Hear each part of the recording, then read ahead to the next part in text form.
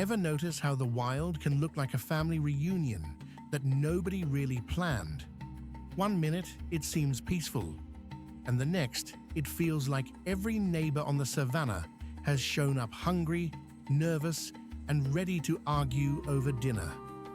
Across these plains, life is always moving, always watching, and always just one heartbeat away from trouble.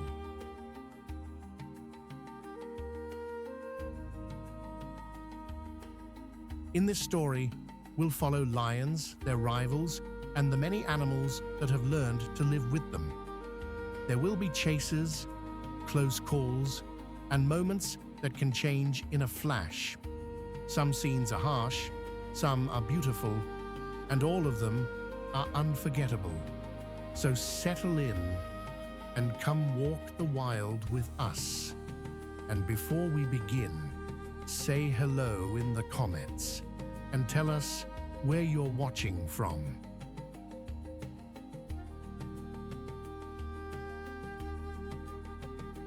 Have you ever seen a place that can turn from a soft green carpet to a dry gold plain, almost as if the land itself is breathing? That is the Serengeti Plains in northern Tanzania and southern Kenya, a vast stretch of grass, open sky, and faraway acacia trees. In the rainy months, the whole world seems to wake up here. The grass grows thick and fresh, and the air feels cool and alive.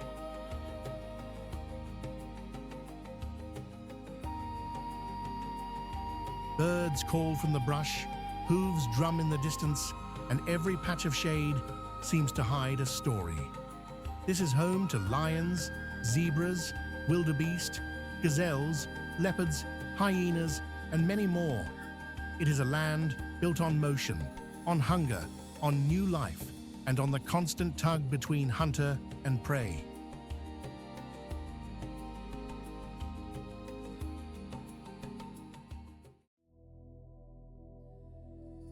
The air changes before the cat appears.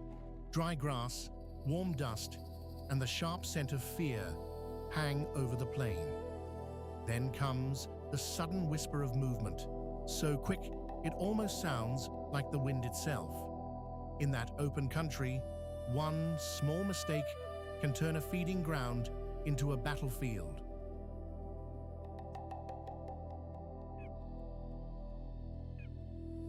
Meet the cheetah, the fastest land animal on Earth, built for speed and made for life on the wide grasslands of Africa. These sleek hunters depend on clear views, room to run, and a burst of power that can settle a chase in seconds. At first glance, the cheetah looks almost fragile compared with the heavier cats.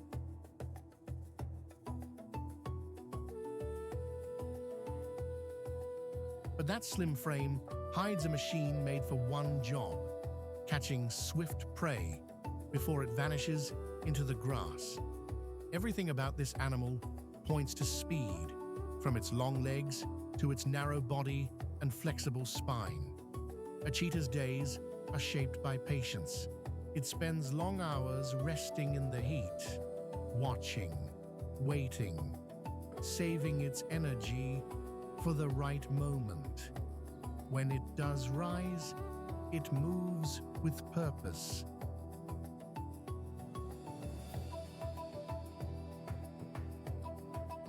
It usually hunts alone or as part of a mother with her cubs, and it relies on sight more than smell or sound.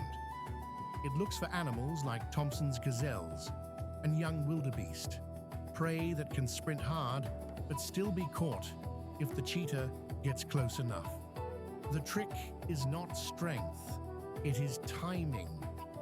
A cheetah must creep in low, using grass and dips in the land as cover, then explode into a run.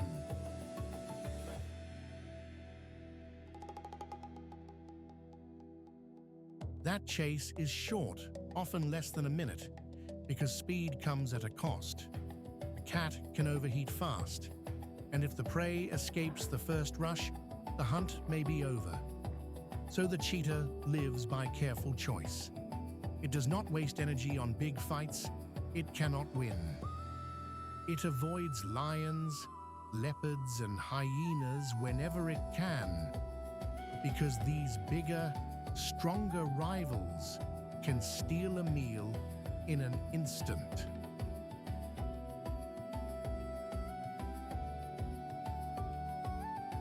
Family life matters deeply here too.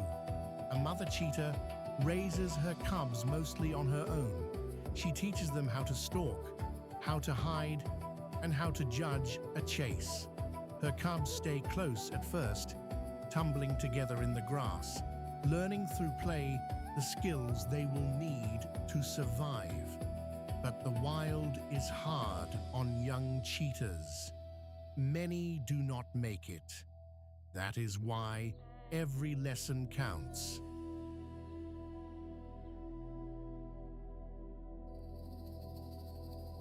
A cheetah's body tells the whole story. Its coat is covered in black spots, like drops of ink scattered over gold. Dark tear marks run from the eyes down the face, almost like racing stripes, and many people believe they help cut glare from the bright sun. The body is light and slender, with a small head, long tail, and deep chest.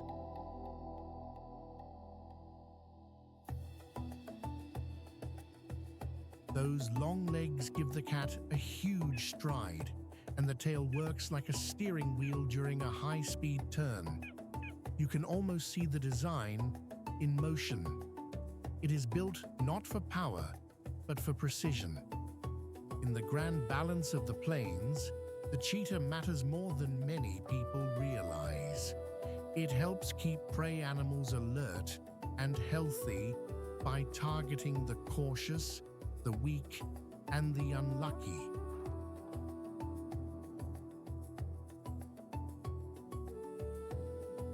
And because it needs large open spaces, it is also a sign that the grasslands are still healthy enough to support fast life.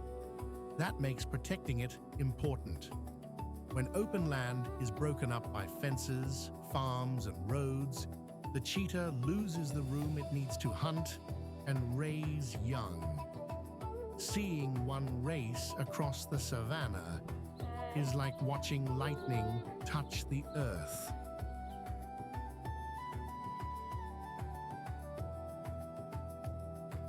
It is one of those moments that reminds us how wild and beautiful this world still is.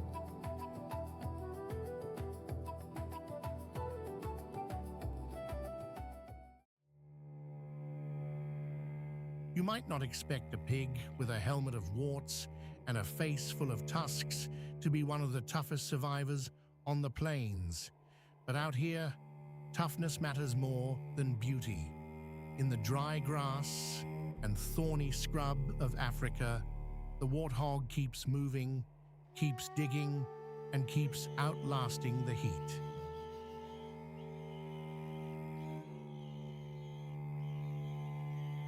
It lives in open country, where danger can appear from almost anywhere, and one thing stands out right away. It never seems to panic for long. With every trot, every snort, and every scramble into a burrow, it reminds us that survival is not always graceful. Sometimes it is quick, stubborn, and a little bit scrappy.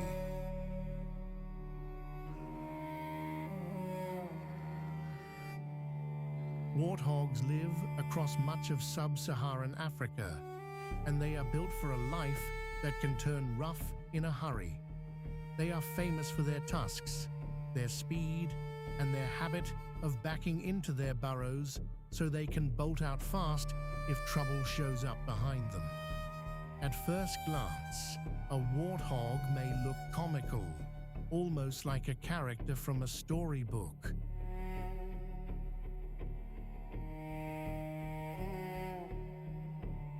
A But spend a little time with one, and you see the real thing. A sturdy body, long legs made for running, a face that looks armored and alert. Those tusks are not decoration. They are tools and weapons, curved reminders that this animal is not easy to push around.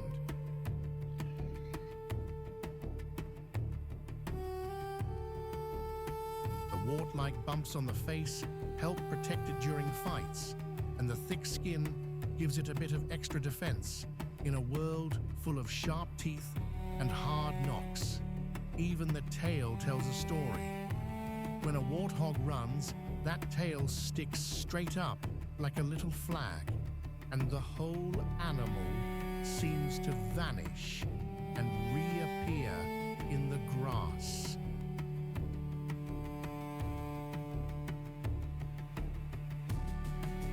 Warthogs spend much of the day feeding on grasses, roots, berries, and fallen fruit.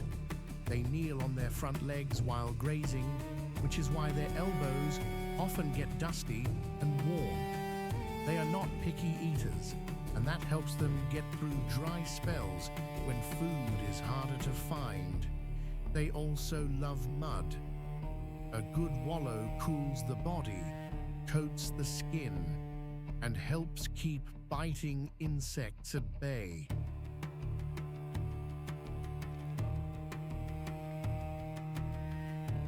In the heat of the day, they often rest in burrows, sometimes using old aardvark holes rather than digging their own.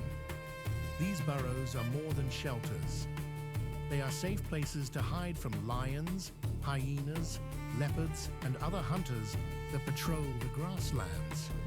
Warthogs are often seen alone or in small family groups. A mother stays close to her young, and the little ones learn fast.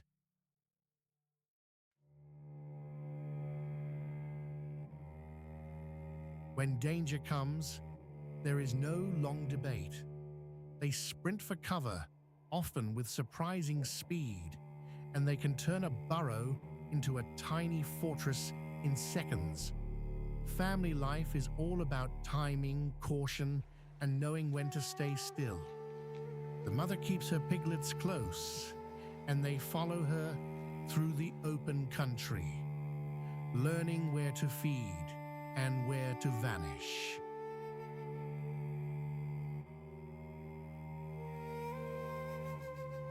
Warthogs can be noisy too, using grunts and snorts to warn each other or keep contact in the grass. Their little world may seem rough and simple, but it is built on memory and instinct. A safe burrow, a patch of fresh grass, a muddy pool. These small things can mean the difference between making it through the day or becoming someone else's meal. And that is why the warthog matters.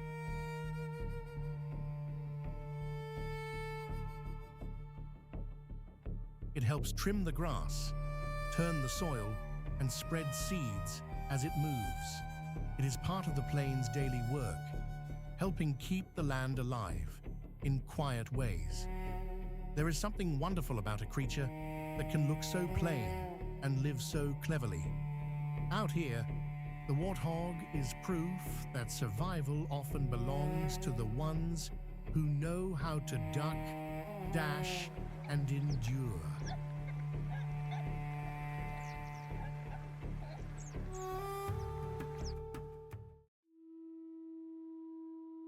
The grass goes still for a moment, then it twitches. A rustle moves low through the green, so slight you might think it was only the wind. But the next second, a small, spotted shape lifts its head, ears pricked, eyes wide and bright in the morning light. Out here, in the open plains and wet edges of the Serengeti, even the smallest shadow can mean trouble.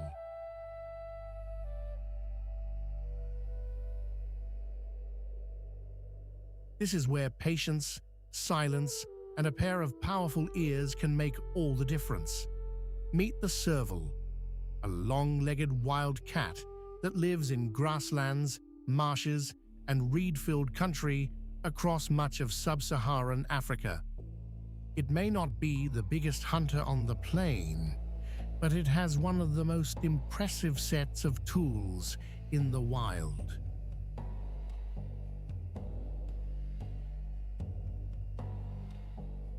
A serval's ears can catch the faintest squeak in the grass, and its jump can rise higher than you would expect from a cat this size.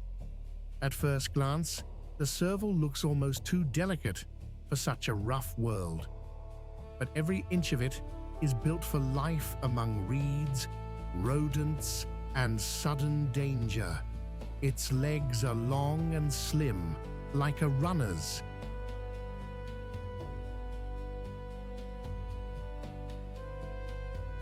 Its coat is golden tan with bold black spots and stripes, a pattern that breaks up its shape in the grass. The ears are the real giveaway, though. They stand tall and wide, like two radar dishes turned toward the ground. Those ears help the serval listen for movement under the cover of thick vegetation. And when it spots a target, the whole body seems to gather itself into one tight spring.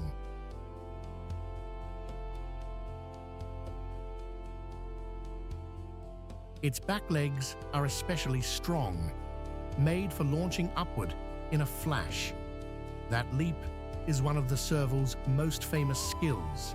It can pounce straight down from the air onto a mouse, a bird, or even a frog hiding below. For a cat that weighs far less than a lion or leopard, it makes up for size with precision.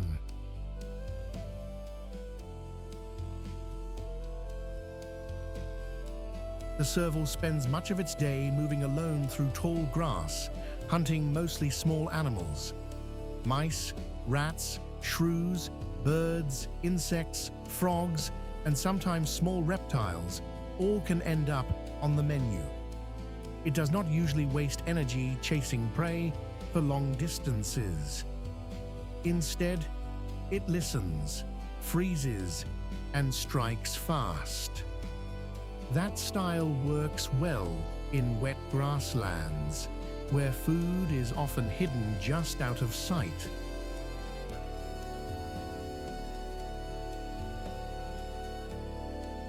The serval also likes places with water nearby, because those spots draw in the animals it hunts. After rain, when the land is alive with sound, the serval has a real advantage. A tiny squeak in the weeds may be enough to bring it into action. Then comes that sudden spring, quick as a jack-in-the-box. One moment, it is crouched low.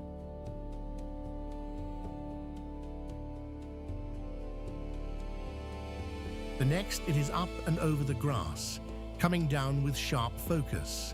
Unlike lions, servals do not travel in prides or rely on a pack. They live mostly on their own and keep their own hunting grounds. Males and females may cross paths, but each cat is responsible for finding food and staying safe.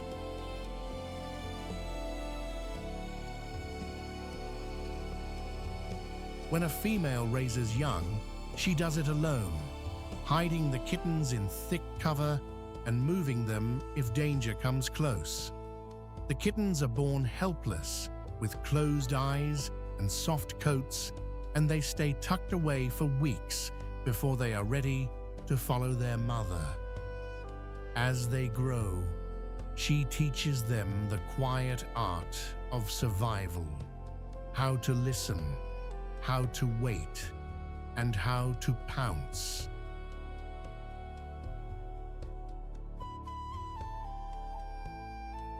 The serval matters because it helps keep the numbers of small animals in balance. By hunting rodents and other little creatures, it plays a useful part in the health of grassland and wetland life. It is also a reminder that the wild is not only about the giants and the famous hunters. Sometimes the most remarkable animal is the one that works in silence, one careful step at a time.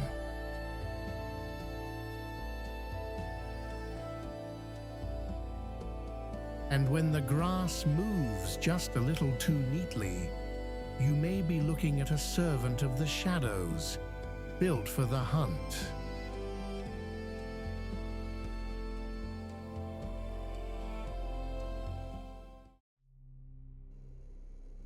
People sometimes think the cleanest thing in the wild is a sunrise over the grass, but out here, another kind of cleanup crew comes drifting in on wide black wings.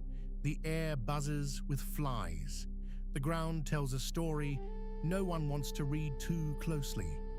Then, almost without a sound, the sky fills with dark shapes circling overhead.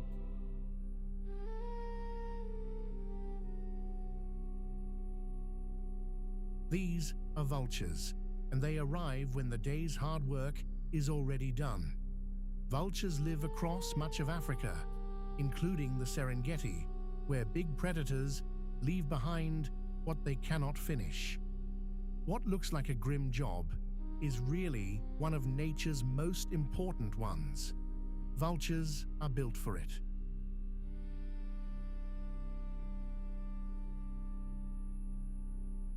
Their bald heads, broad wings, and sharp eyes make them perfect scavengers, always ready to turn death into another part of life's cycle.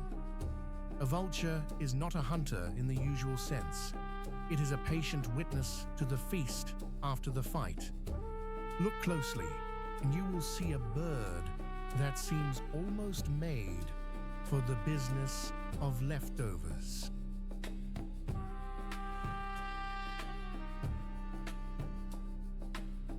The head is bare of feathers, which may seem strange at first, but it is a smart design. When a bird digs into a carcass, a feathered face would quickly become messy. The bare skin stays cleaner. Their hooked beaks are strong and curved, made for tearing tough meat and pulling it apart. Their wings are long and wide, shaped for soaring more than flapping.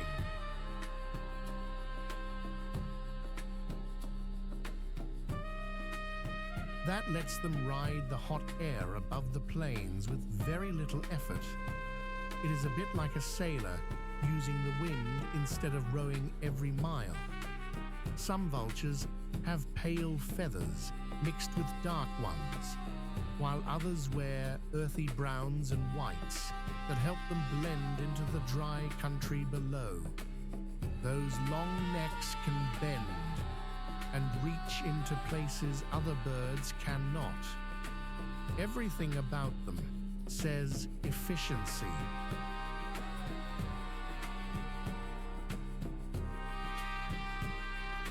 Nothing is wasted. Vultures spend much of their day soaring, scanning, and waiting. They can spot food from high above, especially when other scavengers or predators are already gathering. Often, one bird will notice the beginning of a meal, and soon others will join in.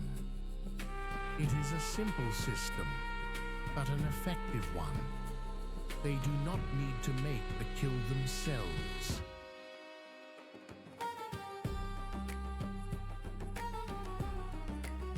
Instead, they depend on sharp eyes, patience, and an incredible sense of timing. In the heat of the afternoon, when the land shimmers and many animals are resting in the shade, vultures may still be riding the air currents in wide circles.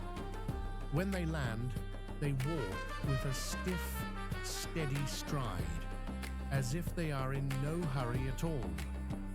But make no mistake, they are always alert.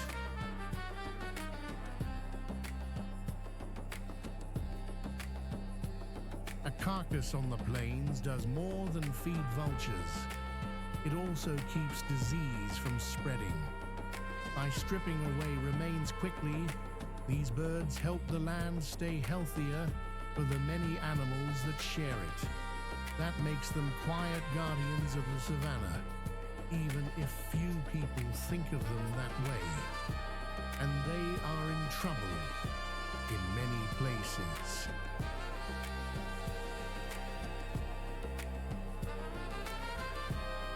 Some vultures are threatened by poison, habitat loss, and the shrinking number of large wild animals they depend on. Protecting them means protecting the whole food web, from the biggest hunter to the smallest scavenger. If the plains are a great story, vultures are the final page that helps the whole tale make sense. They remind us that even what looks broken still has purpose.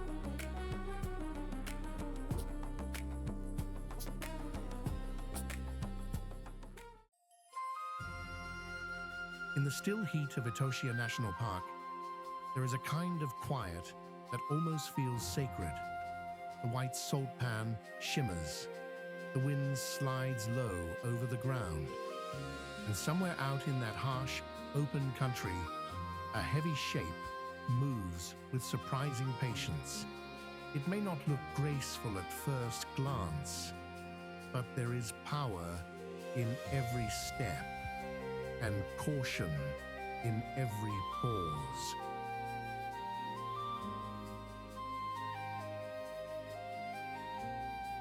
This is the black rhinoceros, one of Africa's most impressive animals, built for a land where water is precious and danger can appear fast. It lives in dry bush country and open woodland, where thorny plants and scattered shade offer just enough cover. What stands out most is that bold horn and the tough little upper lip that helps it feed on leaves and twigs.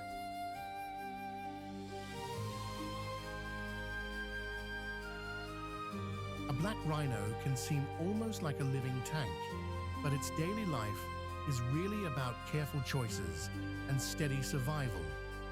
The black rhino has a thick gray body that can pick up the color of dust and mud, turning earthy brown after a good wallow.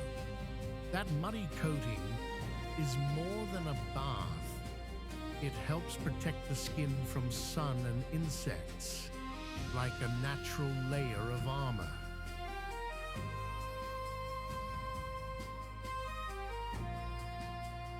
Up close, the animal looks rough and ancient, with deep folds in its skin and a face that seems carved from stone. But there is also a strange delicacy to it. Its upper lip is pointed and flexible, almost like a finger, and it uses that tool to grab leaves from bushes and small trees. That matters because the black rhino is a browser, not a grass eater.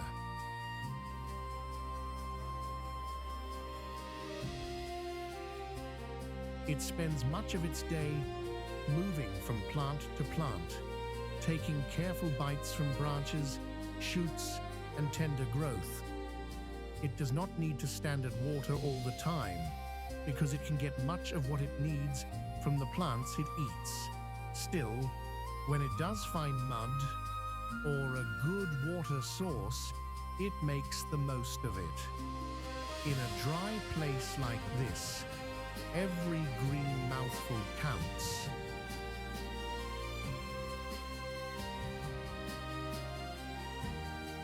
Black rhinos are often alone, and that suits them.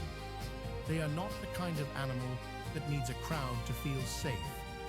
Most of the time, they travel by themselves, choosing their own path through thorn scrub and dusty open ground.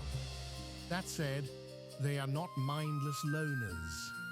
Mothers stay close to their calves for a long time, teaching them where to feed and where to avoid trouble.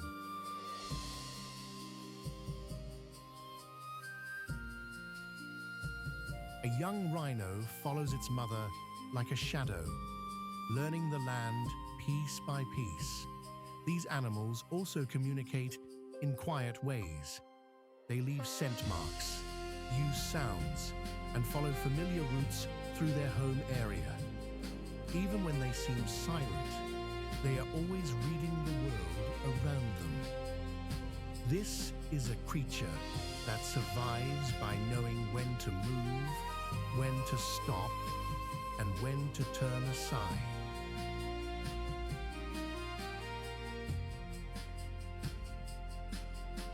In the dry season, that skill can mean everything. The black rhino matters because it helps shape the bush it lives in.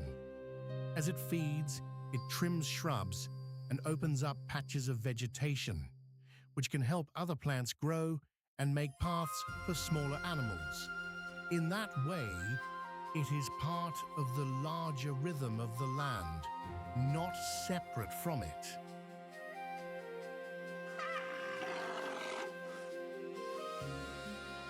Sadly, black rhinos have faced serious trouble from poaching and habitat loss, and many populations have dropped hard over the years.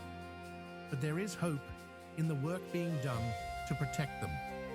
Rangers, reserves, and conservation teams are helping keep these animals safe.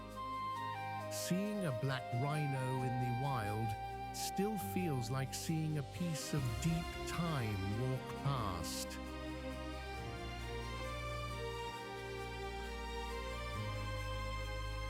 It reminds us that even in the toughest places, life can endure with strength and dignity.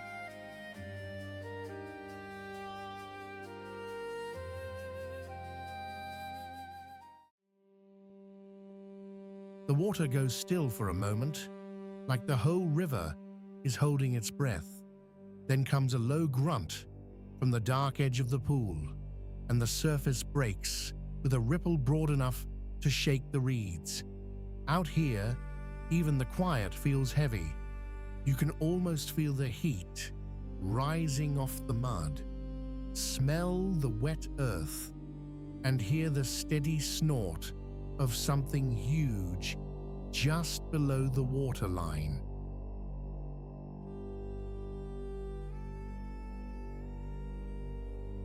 That is when the hippo appears.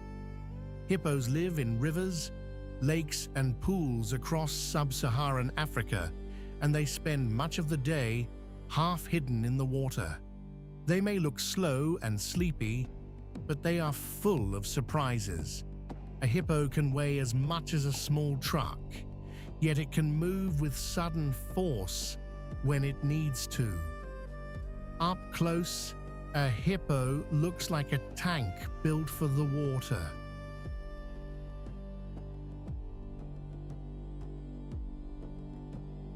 The body is round and heavy, but the head is enormous, almost too big for the neck that carries it.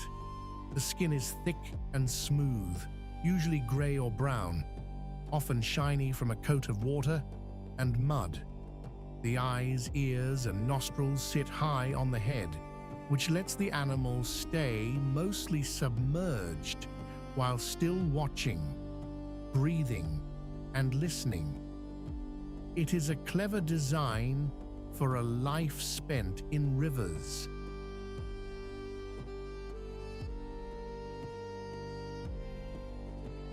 When the sun is high, hippos rest in cool water to keep from overheating. They can hold their breath for several minutes and often sink almost completely under, with only a little part of the face showing above the surface. At night, they leave the water and head onto land to graze. They eat grass, and lots of it.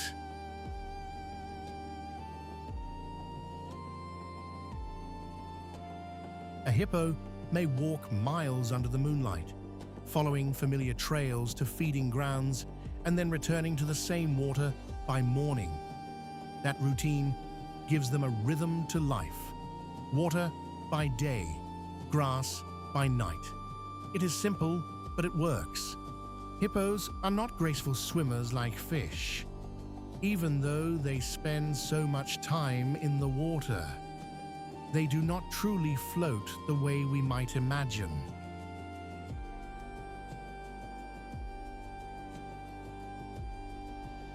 Instead, they push and glide along the bottom or move through shallow water with surprising speed. On land, they are even less at ease. Their short legs and heavy bodies look almost awkward beside the elegance of antelope or zebra. But do not let that fool you. Hippos are strong, and they can be dangerous when they feel crowded or threatened.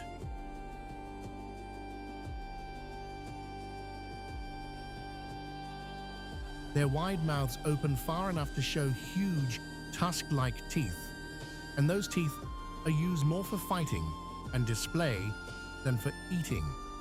Much of the time, though, a hippo's world is one of waiting, listening, and conserving energy.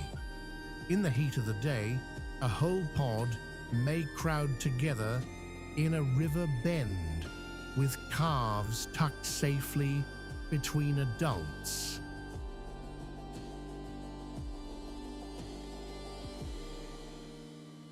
Mothers are protective, and the young stay close to the group.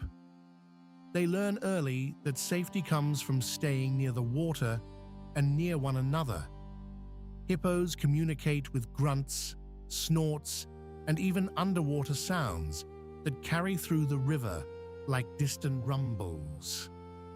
It is a busy social world, even when they seem still. And that stillness matters.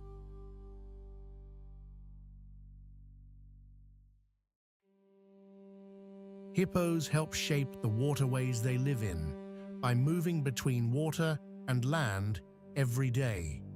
Their grazing paths open routes through grass, and their bodies churn up shallow pools, keeping the riverbanks changing and alive. They are part of the great daily work of the wetland, and without them, the scene would feel very different.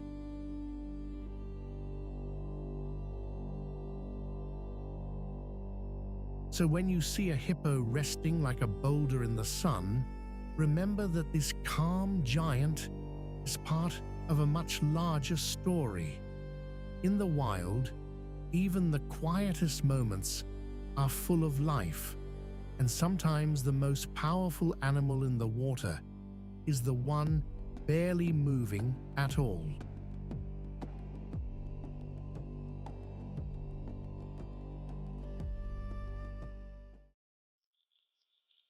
You might expect the cat with the loudest reputation to be the one that rules these plains, but the one that often moves the surest is the one you never notice at all. A flick of an ear, a patch of shadow beneath a thorn tree, then just as quickly it is gone. That quiet skill makes the leopard one of the most mysterious hunters in Africa.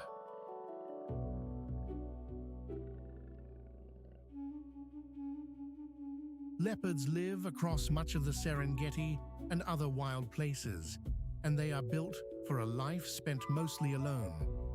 What they lack in showiness, they make up for with patience, strength, and a gift for slipping through the world like smoke. Look closely, and you will find a body made for climbing, crouching, and sudden action. Its coat is a work of art, but it is also a perfect disguise.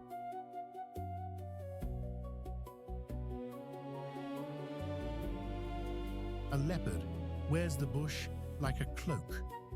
The rosettes on its fur break up its shape in the grass and the trees like sunlight scattered across leaves.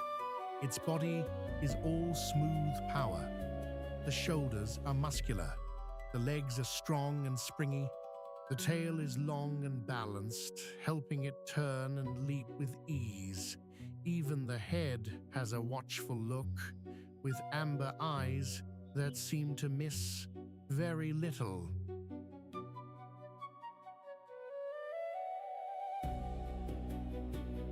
This cat is smaller than a lion, but do not let that fool you. It carries itself with the calm of an animal that knows exactly what it can do. And that is often the real secret of the leopard. It does not need to be the biggest hunter on the plains. It only needs the right moment. Much of its day is spent resting, watching, and waiting.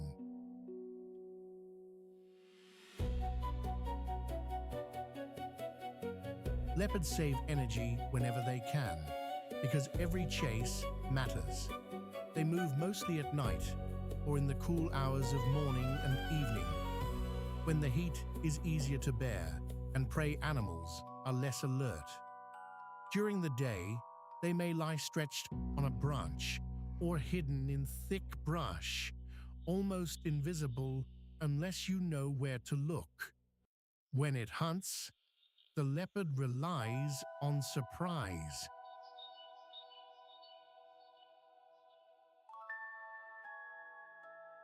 It creeps close, then bursts forward in a short, powerful rush. It can take down animals such as impala, young zebra, or warthogs, and it may also steal food when the chance appears. This cat is smart about risk. It does not waste its energy on a long chase across open ground. It waits for a mistake, a gap in the herd, a moment of bad luck. Then it strikes. After a kill, the work is not over.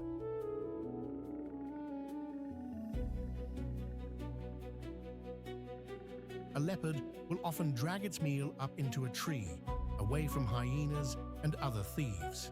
That is no small feat. It can carry a heavy carcass into the branches, climbing with both strength and careful balance. In that high place, the meal is safer, and the leopard can feed in peace.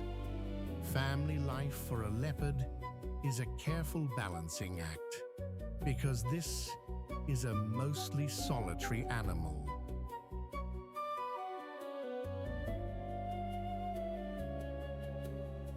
Males and females usually live apart, meeting only to mate. After that, the mother raises the cubs on her own. She hides them in thick grass, rocky outcrops, or a safe thicket, keeping them tucked away like a secret. The cubs are born blind and helpless, and for the first weeks of life, they depend completely on her. She moves them often, because danger can come from all directions.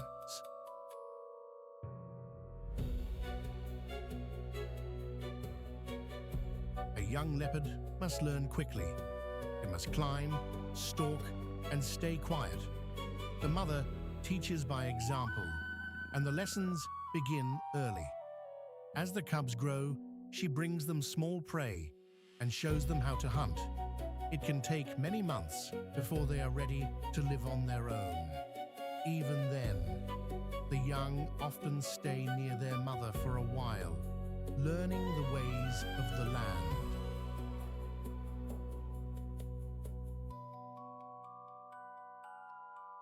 This is a hard life, but a beautiful one too, because so much depends on skill, memory, and patience.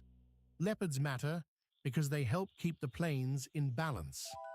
By hunting the weak, the young, or the careless, they help shape the health of the herds. They also clean up what is left behind, since they will not turn down a meal if the chance comes.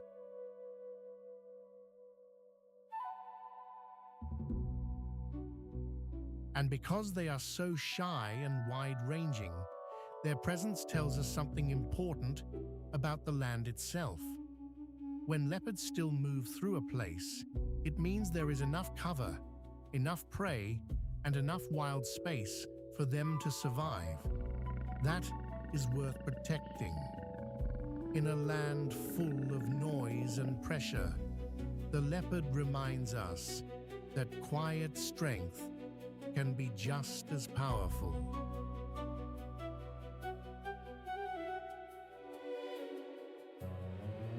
Sometimes the most remarkable thing in the wild is the animal you almost never see.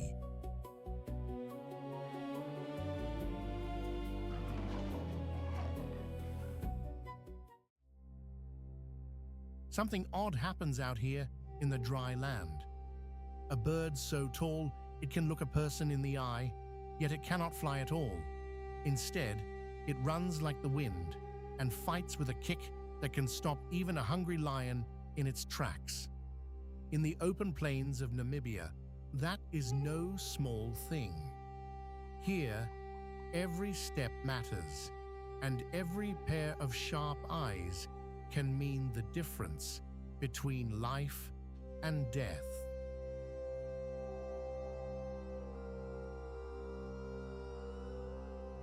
This is the ostrich, the largest bird on Earth, and one of the most hard-to-miss animals in the African wild. It lives across open savannas and dry country, where there is room to run and danger can come from far away. What makes it so impressive is how it has turned size into speed, and speed into safety. Its body looks built for one purpose: to survive in a place with very little mercy.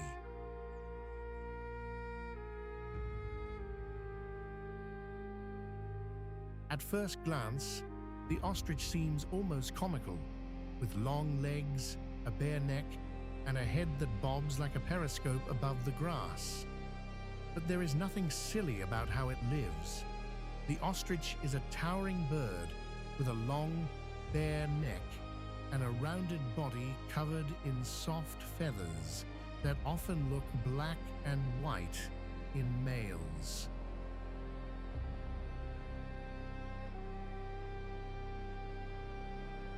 Females are more muted in color, with sandy brown feathers that blend into the land. Their eyes are huge, bigger than their brains, and that gives them some of the best long-distance vision in the animal kingdom. On a clear day, they can spot trouble from far across the plain. Their legs are like springs, long and lean, made for running.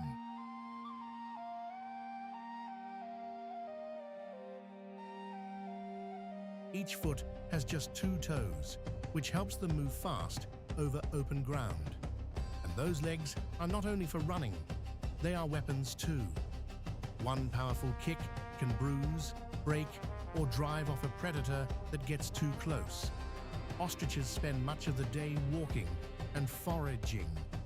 They eat seeds, leaves, fruits, flowers, and insects, picking food from the ground with a simple, no-nonsense way of life.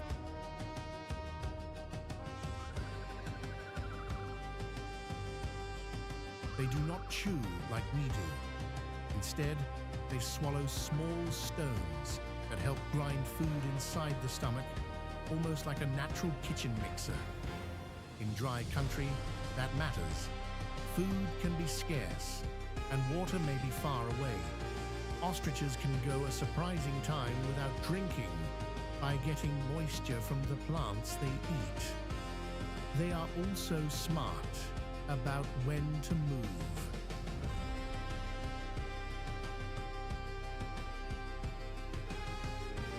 The hottest part of the day can be brutal, so they often keep to the more comfortable hours, wandering the plains with that steady, rolling gait that seems slow until suddenly it is not. Then they are off, long legs opening up, covering ground with startling speed. When danger appears, the ostrich does not waste time.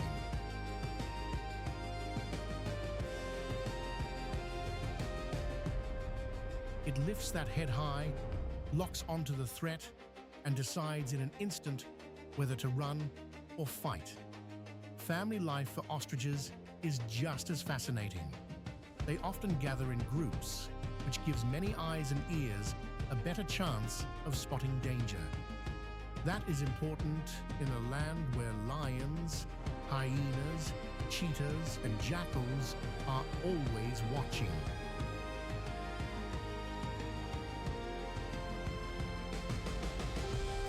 During breeding season, males put on a show that is hard to forget. They spread their wings, sway their necks, and dance across the open ground to win a mate. One male may have several females in a kind of shared nesting arrangement, and the work of raising young becomes a team effort.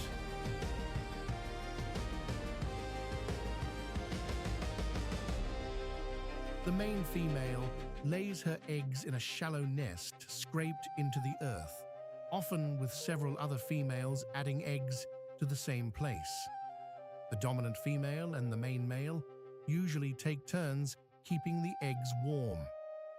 That nest can hold a lot of life in one spot, so guarding it is serious business.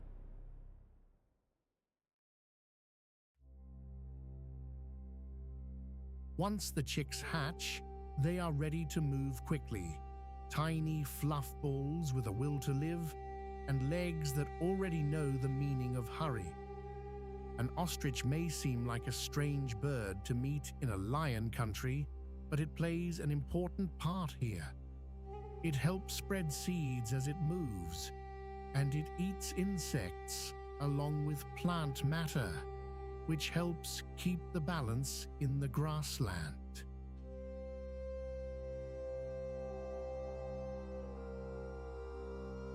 It also serves as a reminder that survival in the wild is not only about strength. Sometimes it is about seeing danger first, moving fast, and knowing when to stand your ground. The ostrich turns the open plain into its own kind of advantage. In a world full of hunters, that is no small gift.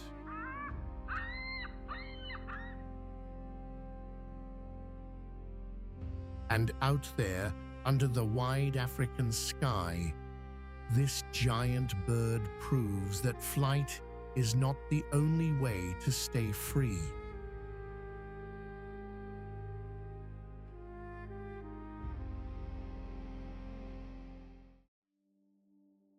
Here's a surprising fact. A Thompson's gazelle can run faster than a lion can sprint. That sounds like it should be a sure win, doesn't it?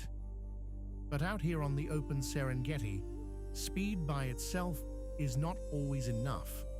One wrong step, one moment of doubt, and the chase can turn in an instant.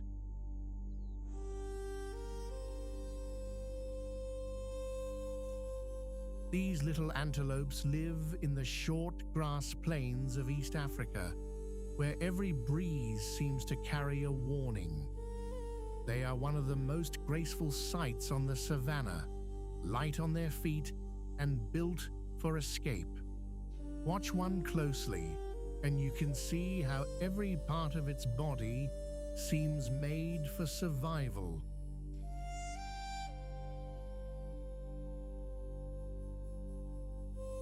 Thompson's gazelles live in the Serengeti and nearby grasslands, often in small groups where many eyes are better than one. Their black side stripe and bright white rump make them easy to spot, even from far away.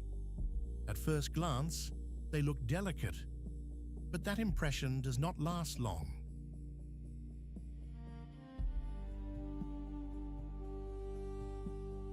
Their bodies are lean, their legs are long, and their movements are quick and springy, almost like a dancer changing direction on the fly. They do not waste energy. Everything about them is trimmed down for life in the open. Their coat is a warm tan above and pale below, which helps them blend into dry grass and dusty light.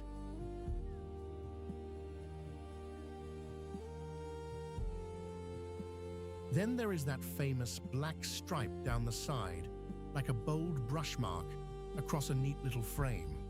Their horns, when present, are short and gently curved, enough to give them a sharp look without adding bulk. A gazelle's eyes are large and alert, always scanning. Its ears turn and twitch at the slightest sound. Even its slim build tells a story.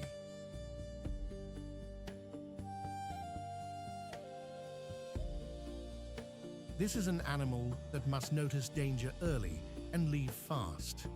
When it starts running, the body seems to turn into motion itself, and that speed matters every single day.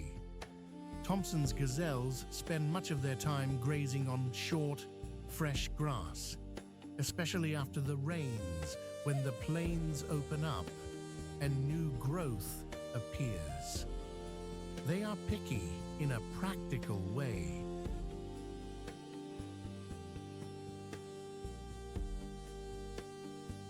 They go for the tender shoots that are easy to chew and full of nutrients.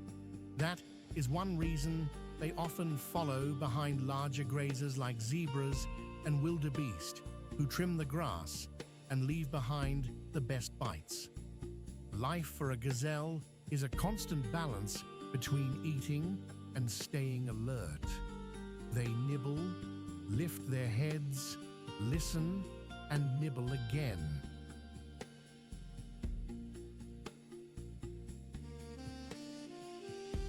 They do not have the luxury of getting lost in a meal. Every few moments, one of them pauses to check the horizon. If something seems off, the whole group can explode into motion. Their jumping style is famous too. They can spring high into the air in a behavior people sometimes call stotting, with stiff legs and a burst of energy that seems almost playful. But it is not play, it is a message.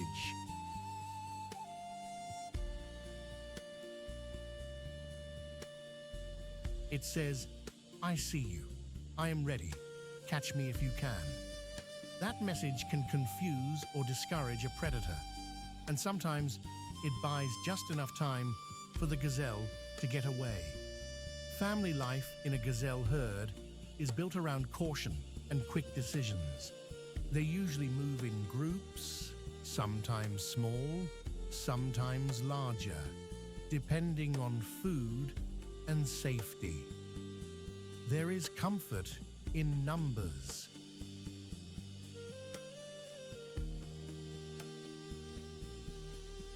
More eyes mean more warning. More bodies mean a better chance that one animal will notice danger before the others do. Mothers keep a close watch on their young, and calves learn fast. They need to.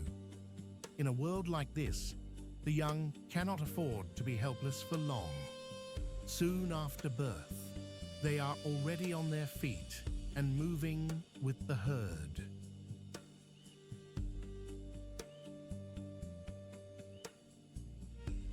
The bond between mother and calf is strong, but it is never relaxed for long.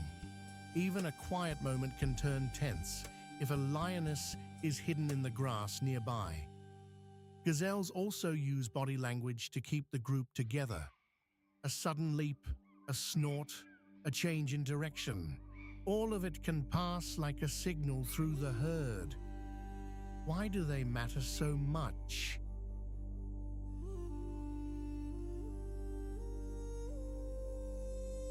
Because the savanna depends on these smaller grazers just as much as it depends on the big ones. They help shape the grassland, and they also feed many hungry hunters, from lions to cheetahs and jackals. Without gazelles, the balance of the plain would shift.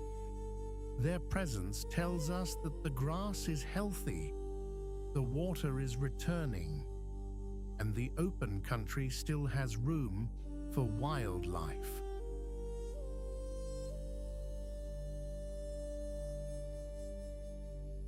They are small, yes, but they are far from unimportant. In fact, they are one of the living pulses of the Serengeti. And that is the beauty of them.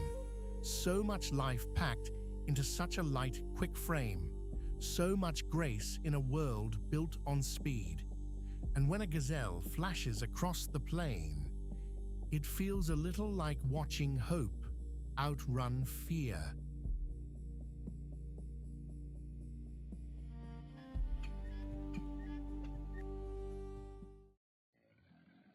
Picture a creature so still, it could almost be a floating log, and yet everyone around the river treats it like bad weather, with teeth. The water looks calm. The mud looks soft.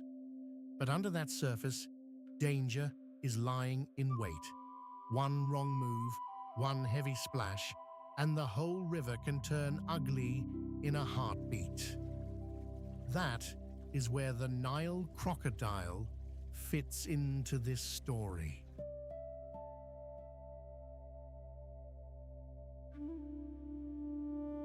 It lives across much of sub-Saharan Africa, along rivers, lakes, and marshes.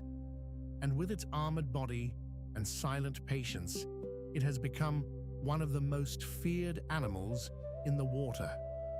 The Nile crocodile is the heavyweight ambush hunter of African rivers, built for waiting, watching, and striking when the moment is right. At first glance, it can seem almost lazy.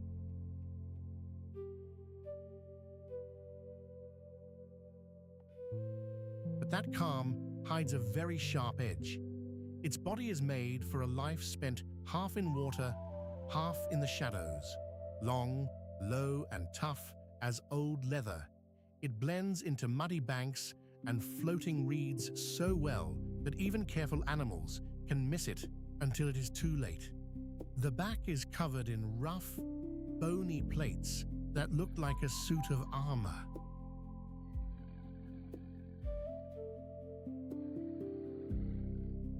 Its tail is thick and powerful, like a giant paddle, and it can whip through the water with shocking force. The head is wide and flat, with eyes and nostrils set high on top, so it can watch the world while nearly all of its body stays hidden. And that mouth, well, it is built like a trap. Rows of sharp teeth line the jaw, and when those jaws shut, they shut with frightening strength.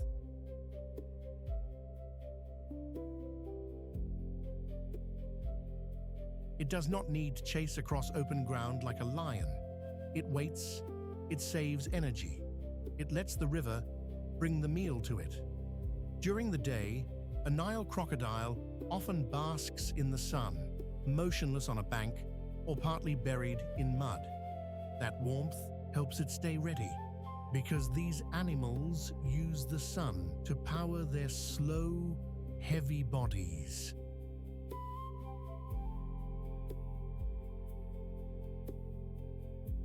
When it gets too hot, it slips back into the water, where it can drift almost like a shadow. Most of the time, it is not in a hurry. That is part of its success. A crocodile can go a long time between big meals, so it does not waste effort. It is patient enough to let a thirsty herd come to the river.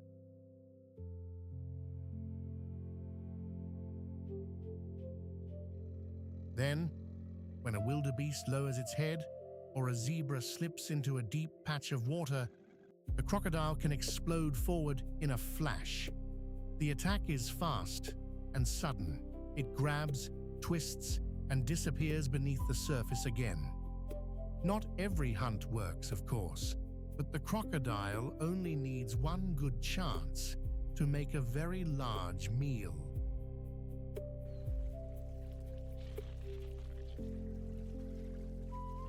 Young crocs start out small, hunting insects, frogs, and tiny fish before growing into river monsters over many years.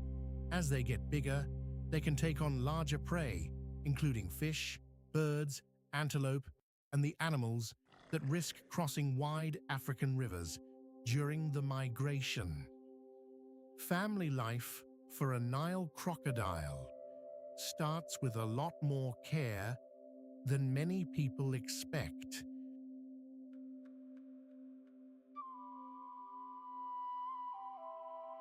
The female builds a nest from grass and soil and lays her eggs there, often in a warm, hidden spot near the water. She guards that nest closely. When the eggs are ready to hatch, the babies begin to make faint sounds from inside the shells, and the mother helps open the nest. She may even carry the tiny hatchlings gently in her mouth down to the water. It sounds rough, but it is careful work.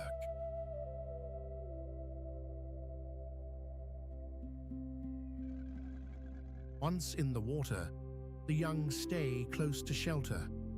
They are easy targets for fish, birds, and larger crocs, so they need all the protection they can get. The mother may guard them for a while, but the river is a dangerous place, and survival is never simple. That is why crocodiles are so important to this world.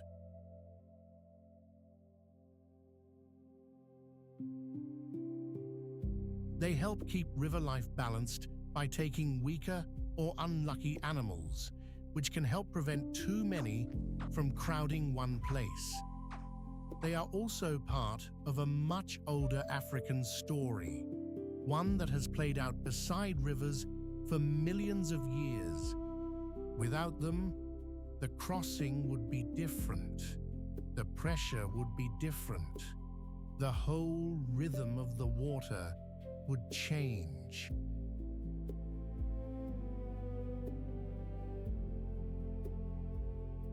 And then there is the moment when the river fills with panic. The sun is dropping low. The water is darkening. Hooves pound the bank. One wildebeest after another throws itself forward. Zebras follow, churning the water white. Fish scatter. Birds cry out overhead. Then comes the stillness below the surface. You cannot see them at first. Just a shape, a ridge, a pair of eyes, then a splash.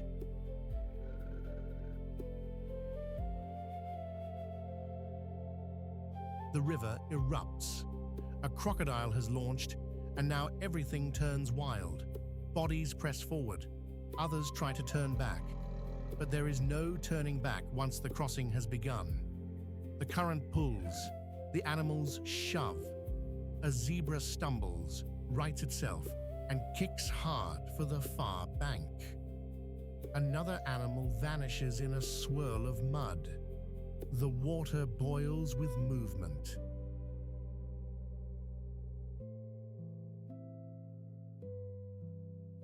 It is chaos, loud and raw, and full of fear. And yet, in the middle of all that struggle, the river keeps doing what rivers do. It carries life. It tests life. It demands respect.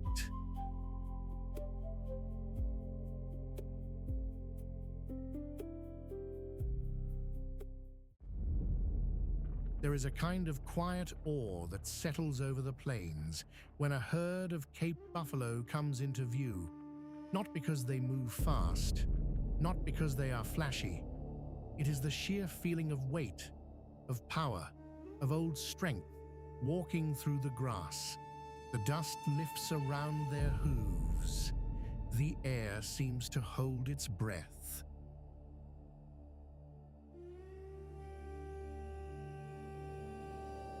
Then you notice the horns, the dark eyes, the steady way they keep together, and you understand why so many hunters think twice. Cape buffalo live across much of sub-Saharan Africa, from open grasslands to swampy lowlands and river edges. They are one of the most powerful animals on the continent, and they earn that reputation every single day.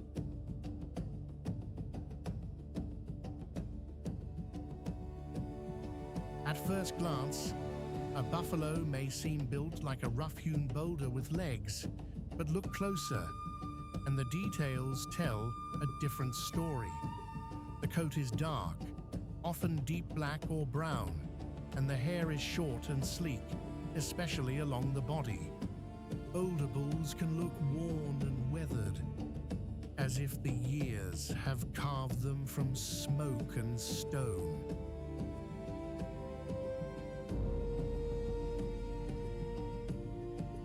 The head is heavy and broad, with a thick forehead that flows into the famous horns. Those horns sweep out and down, then curl upward at the tips, forming a kind of shield across the face in older adults. This boss of bone and horn is not just for show. It is a key part of defense, and in a close fight, it can turn the tide. Up close, the buffalo's build is all about strength.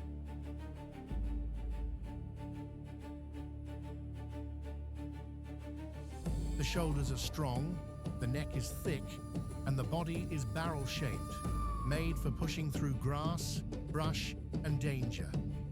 A grown bull can weigh far more than a small car. Yet for all that bulk, there is real speed in those heavy bodies when they need it. These are not sleepy giants. They are alert, stubborn, and ready to charge if pushed too far.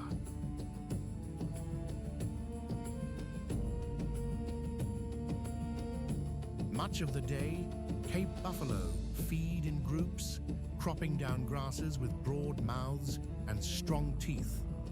They often graze in the cool hours and rest when the sun climbs high. Water matters to them, so you will often find them near rivers, lakes, and marshy ground.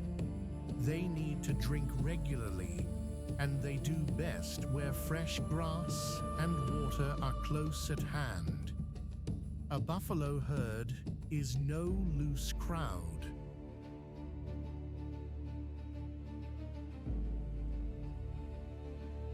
It is a working unit. Adults keep close. Calves stay tucked near the center. When one animal lifts its head, the others often do too. Their ears flick, their tails swish, and their bodies shift as one. There is safety in numbers here, but there is also trust. A mother buffalo keeps a close watch on her calf, and the herd helps shield the young from danger.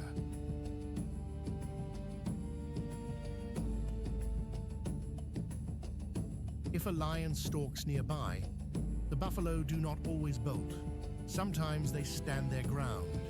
Sometimes they face the threat together. That is part of what makes them so formidable. They are not just big, they are united. And in the wild, that can mean everything. Cape buffalo also play an important part in the land itself.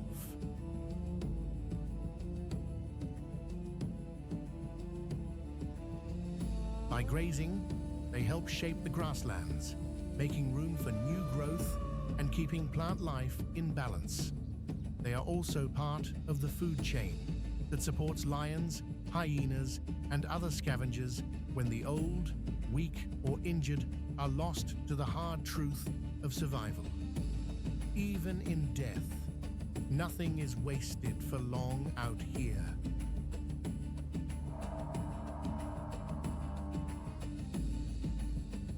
In that way, the buffalo is both survivor and giver, a steady force in a world that never sits still. And when you see a whole herd moving through the morning light, you may feel it too.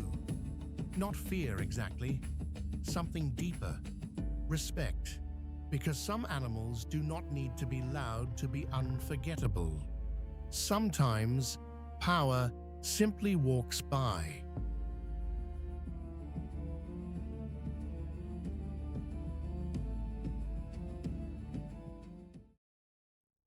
Have you ever watched a whole crowd move as one, like a river with legs. That is the feeling the plains give you when the wildebeest arrive. The dust rises, the grass bends, and the air seems to hum with nervous energy. One wrong step can mean trouble, and every sound matters. These animals may not look polished or graceful at first glance, but they are built for a hard life on the move.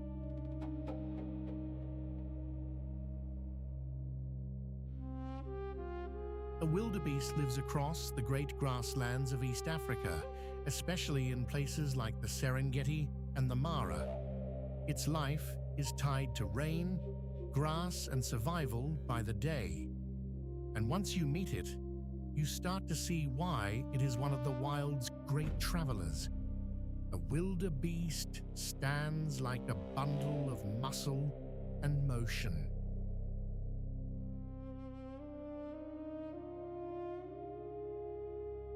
The front end seems heavy and powerful, while the back legs look made for sudden action, like the parts of two different animals joined together.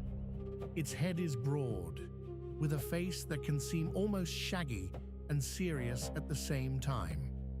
Dark hair hangs along the neck and chin, giving it a rough, weathered look.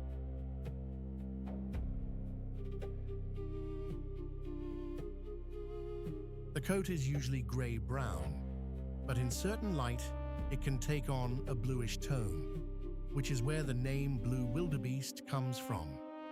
The horns curve outward and then hook up in a shape that feels both sturdy and a little wild.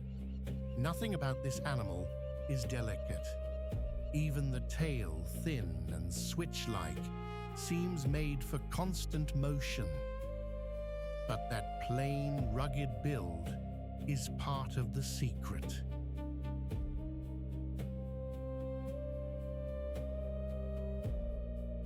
It is a body made for long miles, quick decisions, and life in a crowd. The days of a wildebeest are ruled by grass and water. These animals spend much of their time grazing, moving from one feeding place to another as the seasons change. They are not picky eaters, but they do depend on fresh grass, especially the short, green growth that follows the rains.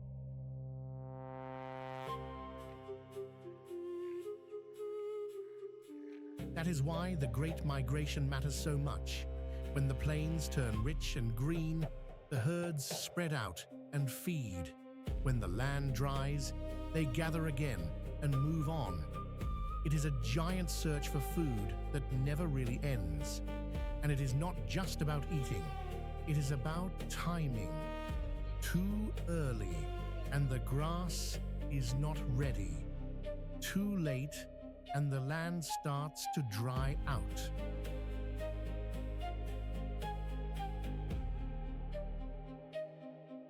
Wildebeest have to keep moving, sometimes in huge columns that stretch farther than the eye can see. They travel with zebra, which often lead the way and help spot danger. In that crowd, every animal has a role. The herd is the safety net. One animal alone is exposed. A group of them has a better chance. Family life in wildebeest herds is busy and fast-paced, especially during calving season.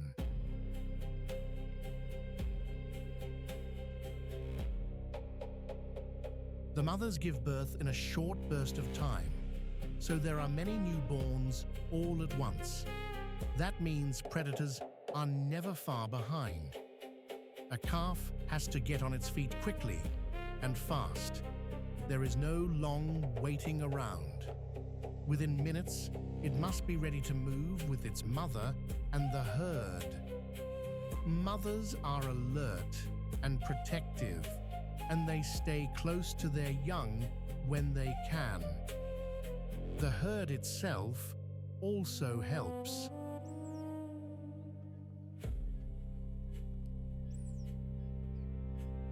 There is safety in numbers, and danger has a harder time picking out one baby from a moving wall of bodies. Adult males can become restless and pushy when it is time to compete for females. You may see them snorting, stamping, and clashing horns in the open, all part of a rough kind of courtship. It can look noisy and chaotic, but it is part of how new life continues on these plains.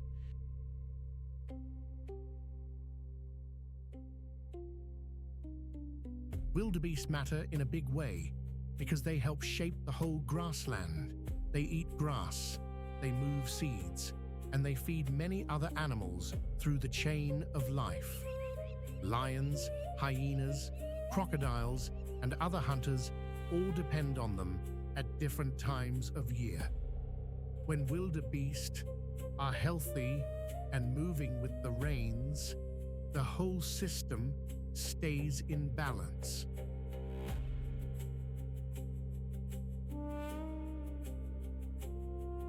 Their journey is one of the great natural events on Earth, and it reminds us that survival here is never a solo act.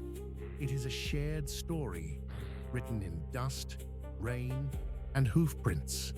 Watch them long enough, and you realize they are not just running from danger, they are following life itself.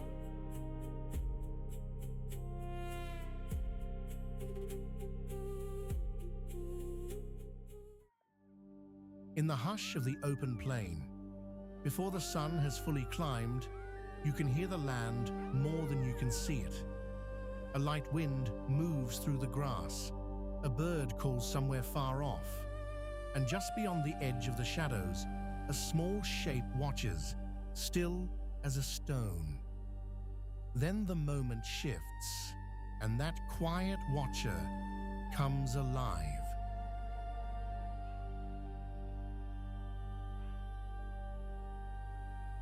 The black-backed jackal lives across much of eastern and southern Africa, including the Serengeti and dry grasslands where every meal matters. It may be small compared with lions and hyenas, but it is clever, quick, and always alert. This is a survivor that makes a living by keeping its eyes open and missing very little.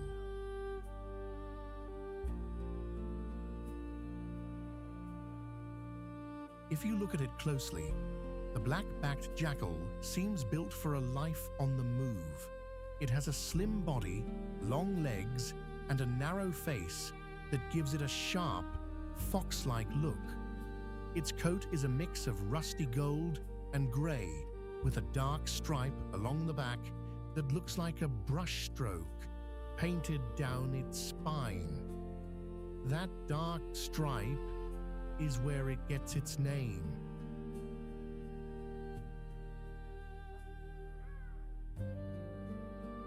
Its tail is bushy, almost like a bottle brush, and the tip is often darker too. Those ears are large and upright, always turning toward the faintest sound. Everything about this animal says, listen first, move fast. It is not a bulky animal. It is a light one, built for slipping through brush, trotting across dry ground, and changing direction in a flash. That small size is no accident.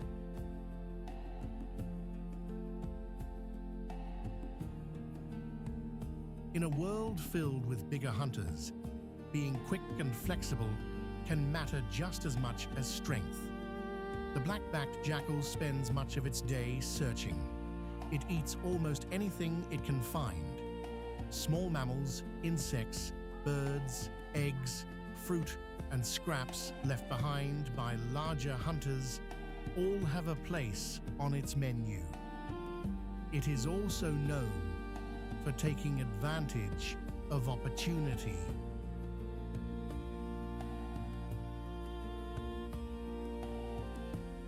If a lion makes a kill and leaves a bit behind, the jackal may step in later.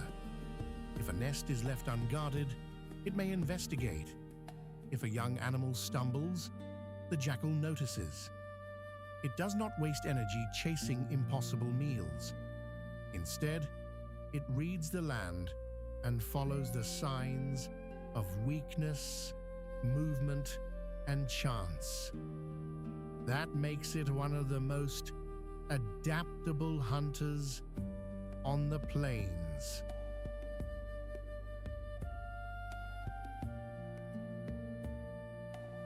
It can hunt alone, but it often works in a pair, especially a mated pair that stays close through the year. These partners share territory and keep watch over it together. They raise their pups in a den, usually hidden in a burrow or tucked among rocks and thick grass. When the young are small, both adults help feed them.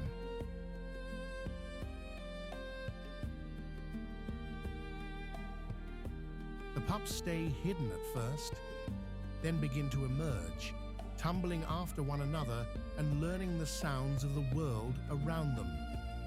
Family life is serious for a jackal, but it is also full of teamwork. One adult may stay near the den, while the other searches for food. They use calls to stay in touch, including sharp yips and high, thin howls that can carry a long way over open ground.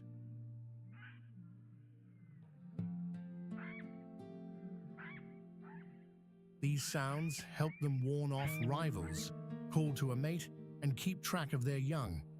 And that family bond matters because jackal pups face plenty of danger.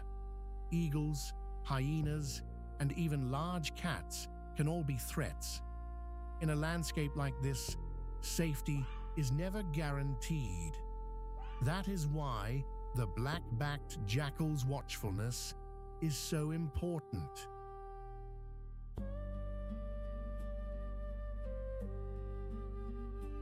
It helps clean up carcasses, control small prey numbers, and keep the scavenging cycle moving. Nothing here is wasted for long. The plains run on leftovers as much as on the chase, and the jackal is one of the animals that helps make that happen. It is not the loudest creature in the grass, and it is not the biggest, but it is one of the most tuned in.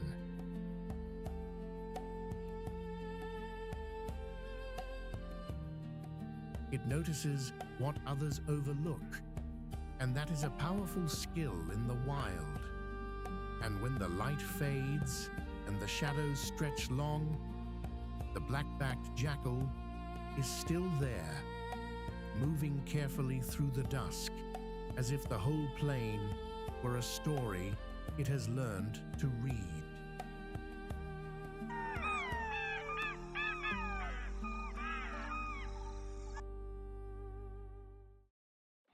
The dry grass whispers first, then the soft clatter of hooves and the low snort of a nervous mother.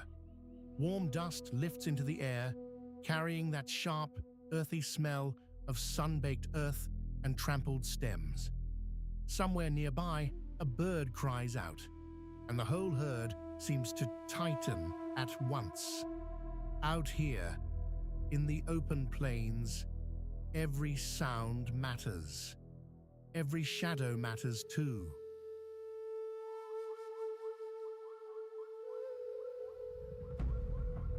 This is the world of the zebra, one of the most familiar faces on the African grasslands, and one of the most important.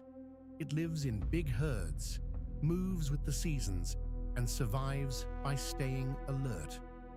At a glance, it seems almost painted by hand. But there is much more to it than stripes. Zebras are built for long marches, quick escapes, and family life on the run.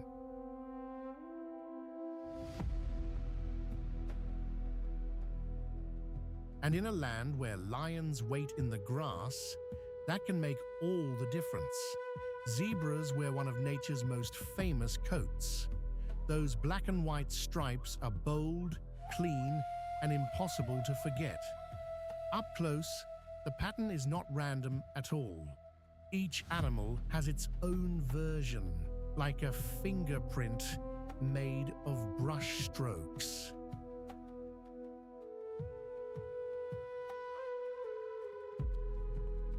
Their bodies are sturdy and muscular, with strong legs and hard hooves that can carry them for miles. A zebra is not small, but it does not look heavy either. It has the shape of an athlete built for speed and stamina. The mane stands up along the neck like a row of short bristles, and the tail flicks back and forth like a switch, always ready to brush away flies. Their eyes are large and alert.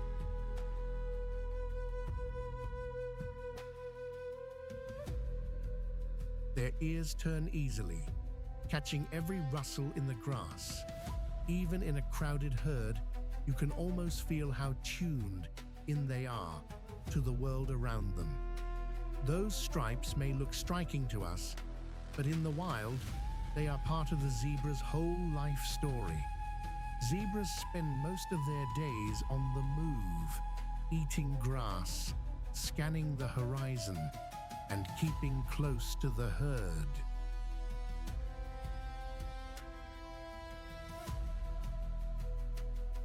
They are grazing animals, and they can handle tougher, taller grass than some of the other travelers on the plains.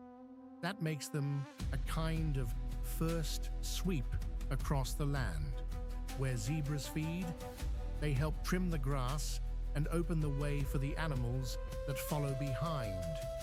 They are not picky eaters, but they are careful ones. While they chew, they keep lifting their heads to look around.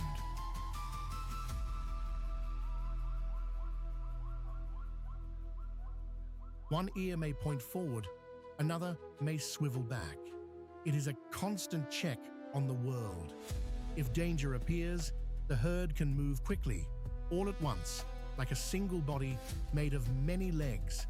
Their strength is not in fighting, it is in noticing first and moving fast. And when the heat rises, zebras still keep going.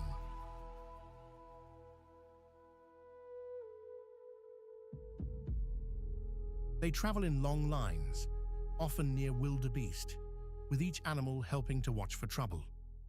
Family is at the center of zebra life. A mother and foal stay close, and the young learn fast by following her every step. The first days are a race against time. A newborn zebra can stand soon after birth, and before long, it is learning to keep pace with the herd.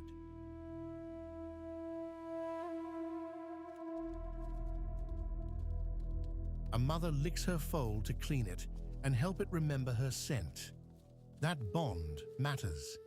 In a crowded herd, with bodies shifting and tails flicking and dust swirling all around, scent helps a mother and baby stay connected.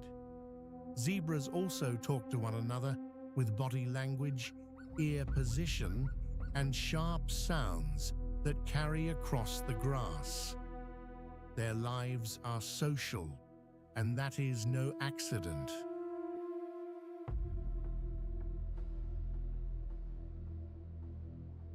A lone zebra is more exposed.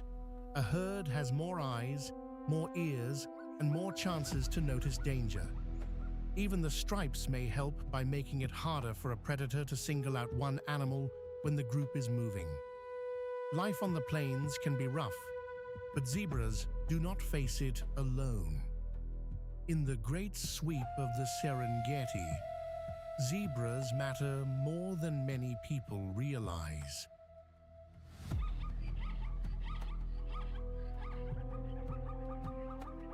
They help shape the grassland simply by grazing and moving in great numbers.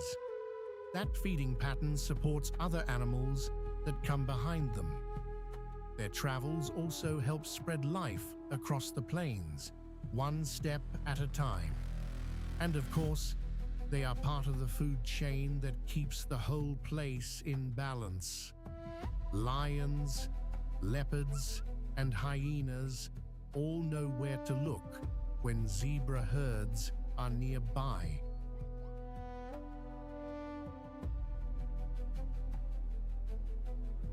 It is a hard truth, but it is also part of what keeps this wild world working. The zebra is not just a survivor. It is a guide, a witness, and a steady part of the rhythm of the plains. And when you watch one stand in the wind, ears up and eyes bright, it is hard not to feel a quiet respect. A zebra may look like a simple pattern from a distance.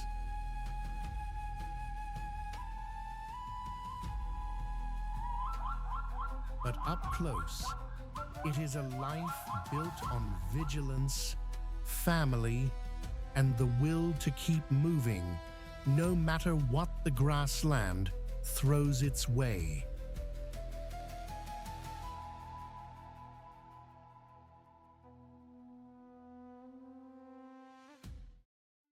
The first warning is not a sight at all. It is a deep rumble in the ground, so low you feel it more than hear it.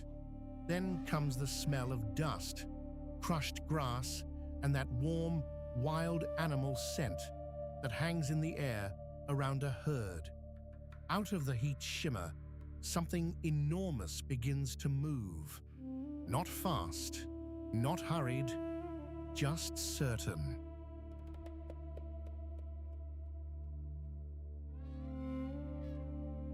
In the dry country, where every drop of water matters, the biggest traveler on the plains steps into view.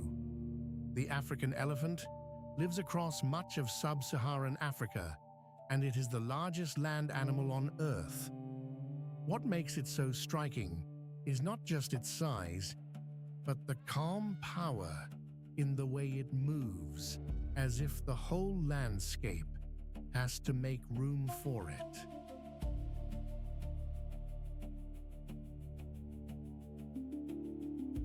An adult can weigh as much as several pickup trucks. Its body is covered in wrinkled gray skin, its ears spread wide like living fans, and its trunk works like a hand, a nose, and a straw all at once. Those ears do more than help it hear. They also help cool its body in the hot sun. And that trunk, it can lift a branch, smell water from far away, and gently touch a calf.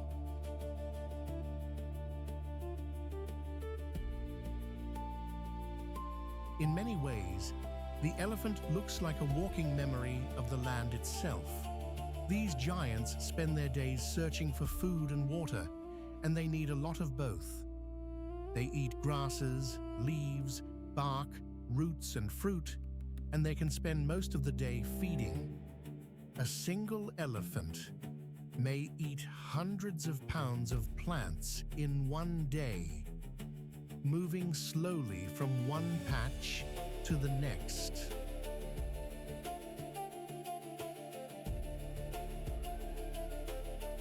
But this is not mindless grazing. Every step matters. Elephants help shape the world around them as they go. They break branches, clear paths, and open up thick brush so smaller animals can move through. They also spread seeds in their droppings, helping new plants grow in places they never could have reached on their own.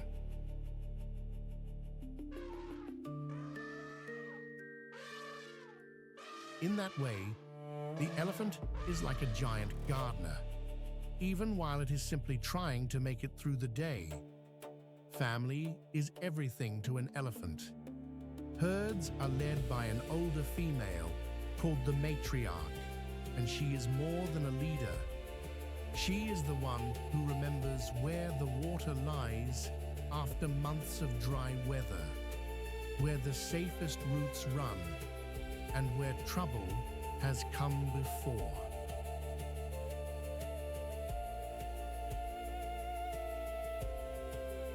Younger females and calves stay close, touching one another with trunks, rumbles, and soft body language that says more than words ever could. If danger comes near, the adults close ranks around the young. They do not panic first. They stand together first. That wall of bodies can make even a proud lion think twice.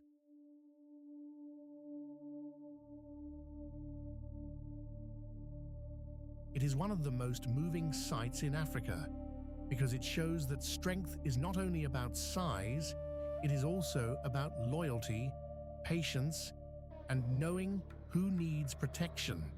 And that is why elephants matter so much. They are not just survivors, they are builders of the plains. Their paths become roads for other animals. Their feeding opens new growth.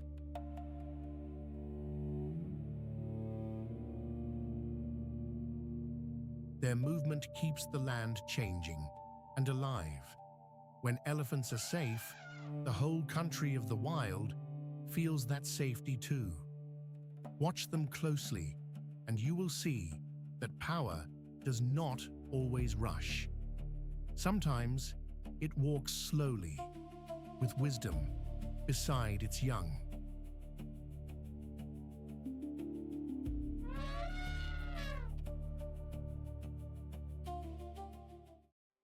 Have you ever watched a tiny animal stand guard in a world full of bigger, hungrier neighbors? Out here in the Kalahari, that little lookout can seem almost out of place. The morning air is dry and cool, the sand is pale, and the bushes look low enough to hide a secret. Then a sharp chirp breaks the quiet, and the whole family snaps to attention.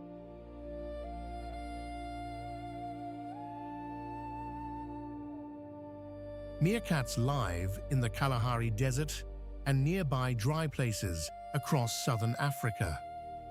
They are famous for their teamwork, their quick ears, and the way they take turns watching for danger while the others go about their day. At first glance, they may look small and unimportant, but in this harsh land, that would be a big mistake. Meerkats are built for life in the open.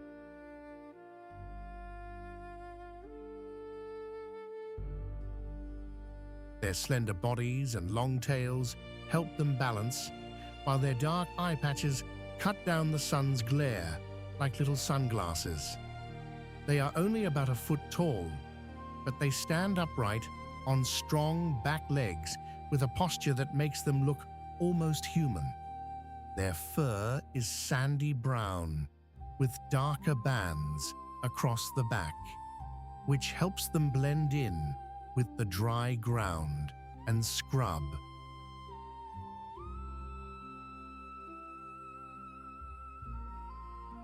When they pop up from a burrow, they seem to appear out of nowhere. That burrow is their home base, their shelter, and their safe place when the heat rises or danger comes close. Their claws are made for digging, and they work like small garden tools, tossing sand aside fast enough to build and repair tunnels.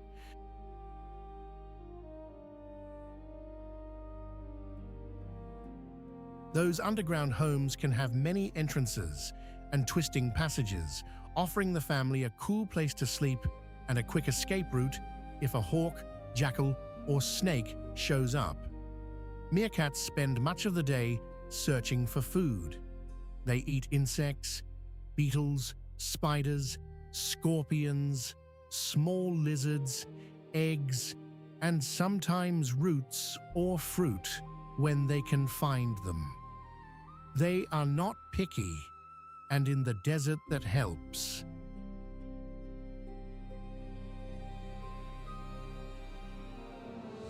One meerkat may crouch low and sniff the ground, then suddenly dart forward and dig with quick little strokes until something tasty is uncovered. Another may stand tall on a mound, scanning the sky and the horizon, ready to give an alarm call if trouble appears. That constant watchfulness is one of the most impressive things about them.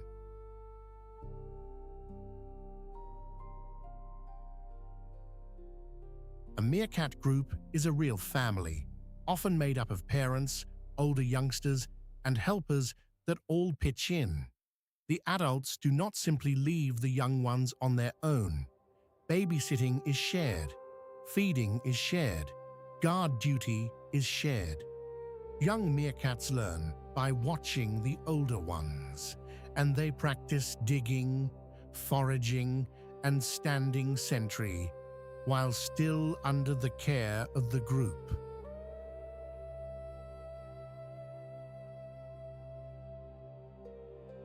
They talk to one another with a wide range of sounds, from soft purrs and chirps to sharp warning barks. It is a busy little community, always working together. And that teamwork matters because the desert can turn harsh in a hurry.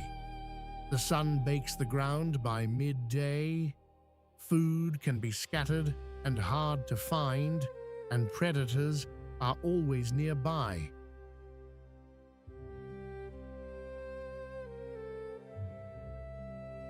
Meerkats help keep insect numbers in check, and they also help the land in small but important ways by digging and turning over the soil. In a place where so much life depends on caution and cooperation, these little sentinels have found a way to thrive, and maybe that is the wonder of them.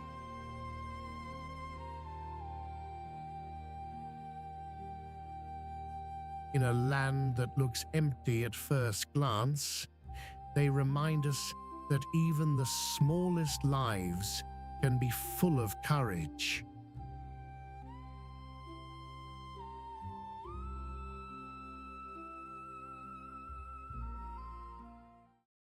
Have you ever seen a bird that seems to be wearing a long grey overcoat and a pair of striped socks?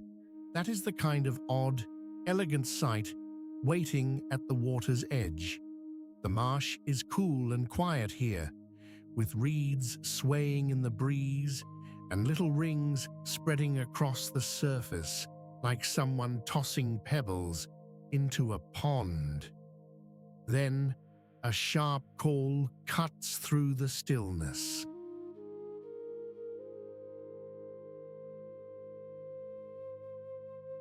The grey heron stands in these wet places like a patient fisherman with all day to spare.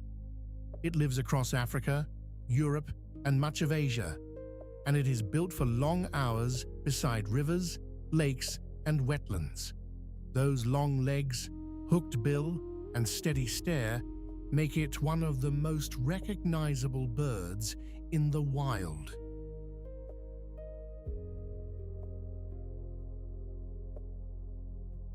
In the Serengeti wetlands, it shares the mud and shallow water with hippos, fish, frogs, and all the small creatures that depend on this rich, lively place.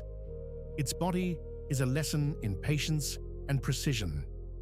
A grey heron is tall and thin, almost like someone stretched a coat rack into a living bird.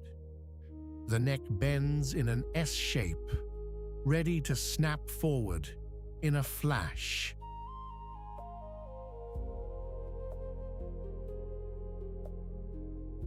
Its wings are broad and pale, with soft grey feathers that help it blend into the mist and reeds. When it stands still, it can look almost statue-like, but there is nothing dull about it. The bill is long, straight, and sharp, like a hunting knife made for spearing fish. The head wears dark stripes and a black crest that stream behind it in the breeze. Up close, the bird has a rough beauty.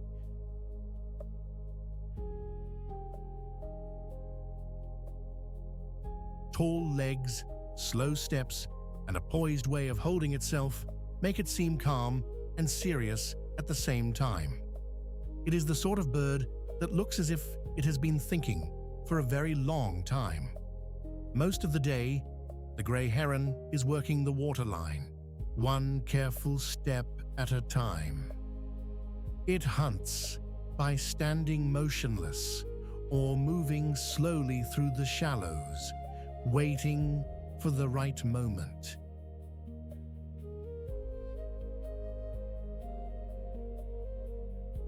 Fish are its main meal, but it will also take frogs, insects, small reptiles, and anything else it can catch with that quick strike of the bill. When it spots prey, the whole body seems to tighten. Then, in a split second, the neck shoots forward and the bird spears its target. It is simple, but it works. In a place where every meal matters, that kind of patience is gold.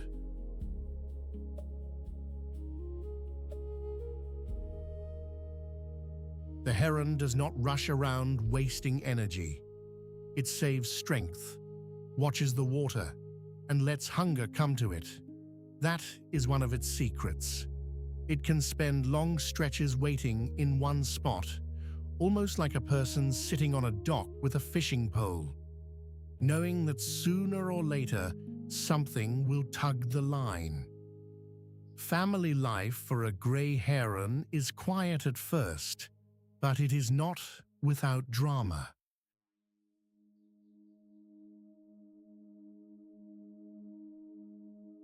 These birds often gather in colonies, especially when nesting, and the trees can fill with croaks, wingbeats, and clattering bills. The nests are built high up, out of reach of many ground dangers, using sticks and whatever nesting material is close by. Both parents help raise the young, bringing back food again and again.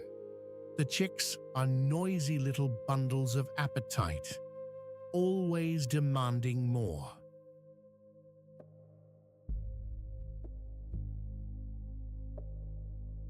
When food arrives, there is a scramble, and the strongest chicks often get the biggest share. It is a tough start, but that is how many wild families work. Even in the wetlands, life can be competitive. The adults call to one another with harsh, raspy sounds, and those calls help keep the colony connected.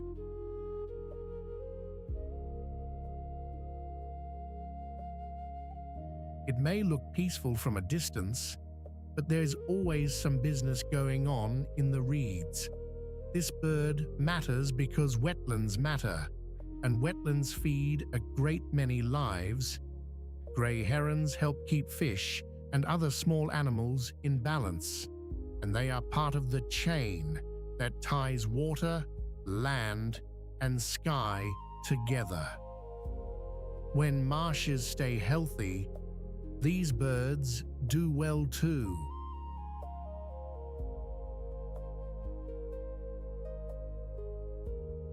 And when herons are thriving, that is often a good sign that the wetland itself is still alive and working as it should.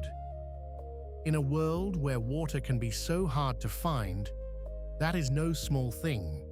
So the next time you see a tall grey figure standing in the shallows, think of all the patience packed into those long legs. In a wild place, stillness can be its own kind of power.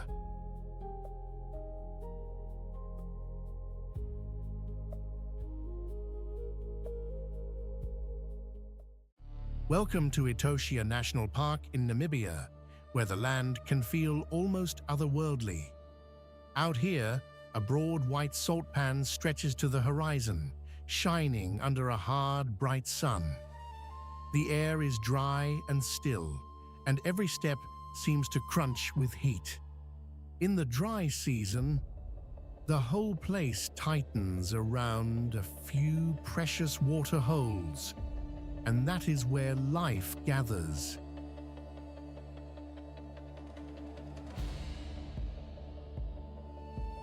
zebra, wildebeest, black rhino, elephant, and ostrich all come to this rough country in search of relief. But when water is scarce, even the safest-looking place can turn into a tense, waiting game.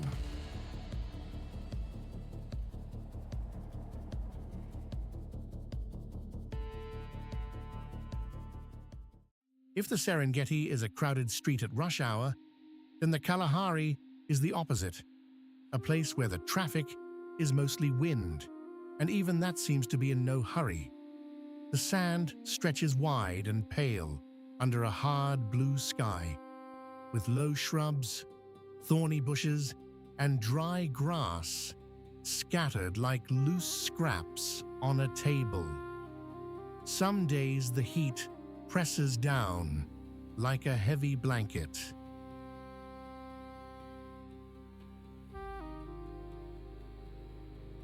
Other days the air is cool and still, and the silence feels almost bigger than the land itself. But this desert is far from empty.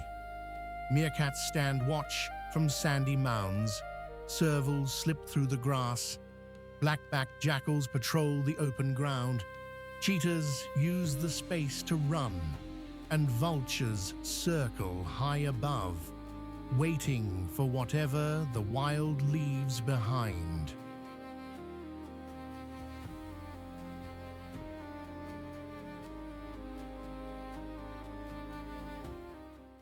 The grass goes still, not all at once, but in little patches, as if the plain itself is holding its breath. Then comes the low rumble of warning, the thud of hooves, the flick of tails, and out of the green haze, a tawny shape moves with purpose. In the Serengeti, hunger does not whisper for long. It arrives fast, and it arrives close.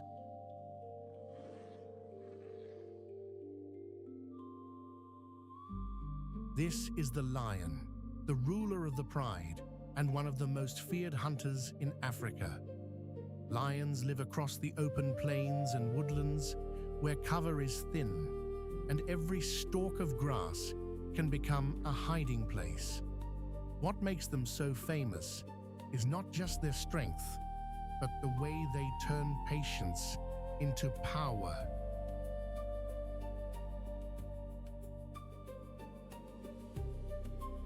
A lion can sit almost motionless, watching, waiting, and then explode into action in a heartbeat.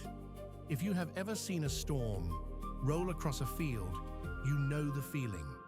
Quiet first, then all at once, the whole world changes. A lion's body is built for that change. Thick shoulders, heavy muscles, and a broad head give it that deep, solid look of something made to push through trouble.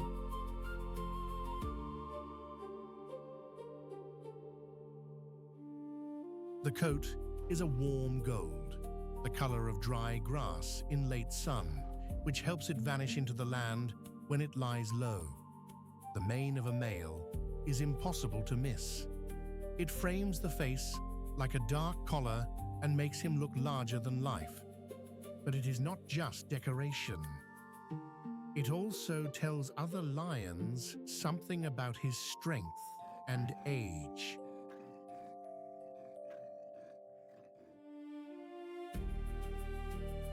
Under that mane is a powerful animal, but also one that can overheat easily. That is one reason males often leave the longer chases to the lionesses. The females are the true workhorses of the pride. They are lighter, quicker, and better suited to slip through grass and bring down prey together. A pride is usually made up of related females, their cubs, and a few males who defend the group.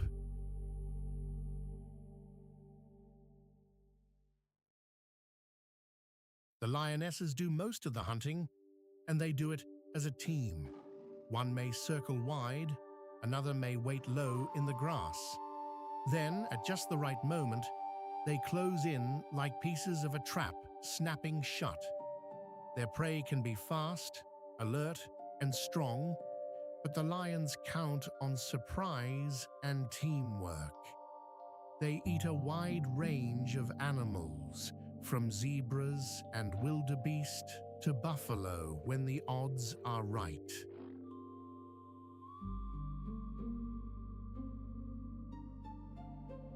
And when food is scarce, lions will also scavenge, even feeding on carrion left behind by others. Life on the plains is never gentle for them, especially for mothers. After giving birth, a lioness must care for tiny cubs while her own body is still recovering. Yet she cannot simply rest. Those cubs depend on her milk, and she must keep herself fed if she wants them to survive.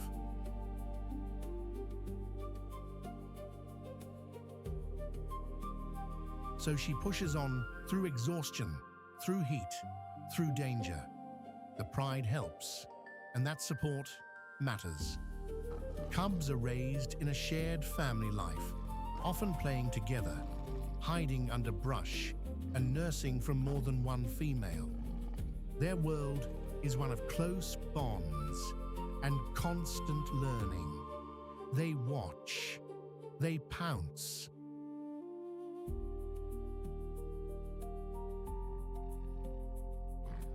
They tumble over one another like children in a backyard, except every lesson they learn may one day help them live through a hard season. Lions also matter far beyond their own pride. They help keep prey populations in check and often take the weak, the old, or the sick, which can make the herds healthier overall. But lions are under pressure in many places.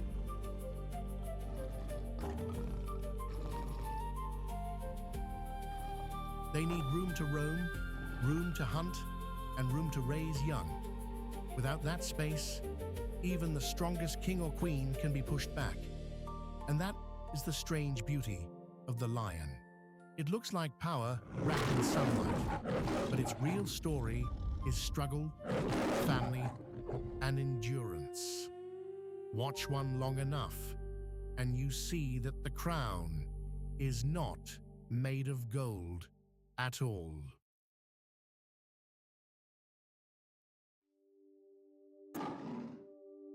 It is made of dust, effort, and the will to keep going.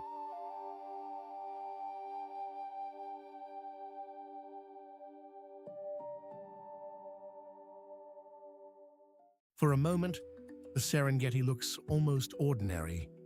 Then you hear it. Not the dry scrape of dust and grass, but the soft slosh of water shifting through reeds, the low croak of hidden frogs, and the thin whistle of birds moving overhead. In the rainy season, this part of the plains changes fast. Shallow pools spread out like spilled silver.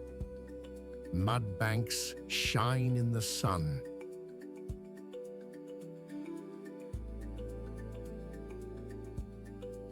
Tall sedges sway in the wind, and the air feels cooler, damp, and alive. These wetlands are a lifeline for everything nearby. Herons stalk the shallows. Hippos wallow in the deeper water. Buffalo, zebras, wildebeest, and gazelles come here to drink, feed, and rest. It is a beautiful place, but it is also a place of waiting.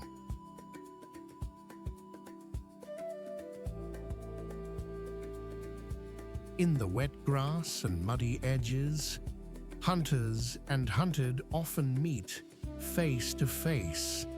And if you would like to travel here with us, say hello in the comments.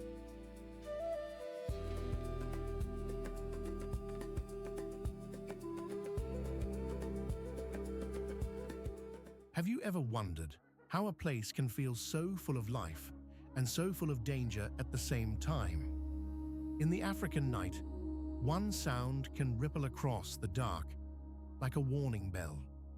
It starts low, then rises into a wild laugh that seems to come from everywhere at once. Soon the shadows move. Spotted hyenas slip through the grass with steady purpose, their eyes glowing in the moonlight.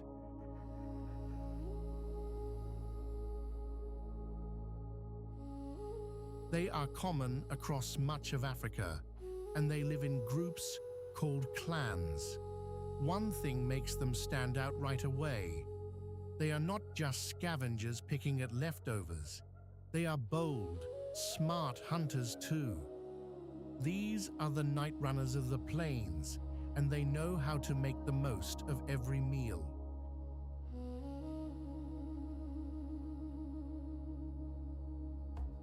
A spotted hyena has a thick, sloping body, a broad head, and front legs that look taller than the back ones, like the animal is always leaning into a hard wind. Its coat is sandy gray with dark spots, and no two animals wear the same pattern.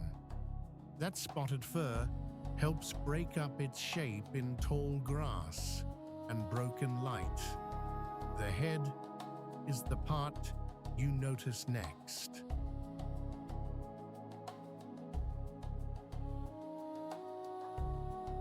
It is huge and powerful, built around jaws that can crush bones like old dry sticks. Those jaws are made for work.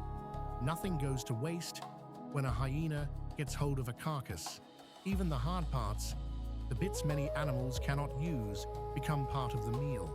And yet, for all that power, there is something almost playful in the way hyenas move.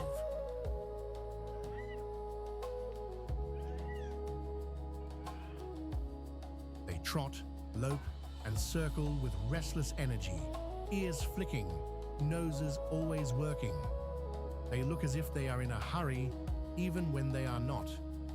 That restless body hides an animal built for endurance. A hyena can keep going when others grow tired. It can follow a wounded animal for a long time, waiting for weakness to do the hard work.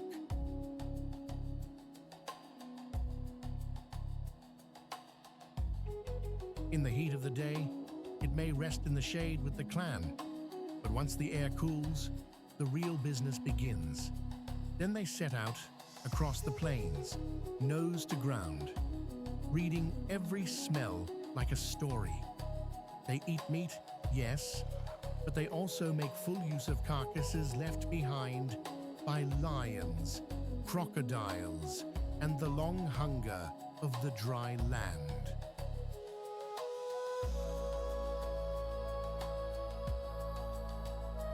They are nature's cleanup crew, in the roughest sense, turning what is left over into new life for the scavengers, the insects, and the soil itself. That matters more than many people first realize. Without hyenas, the plains would be messier, and more food would sit unused, while the sun and flies went to work. But hyenas do more than clean up.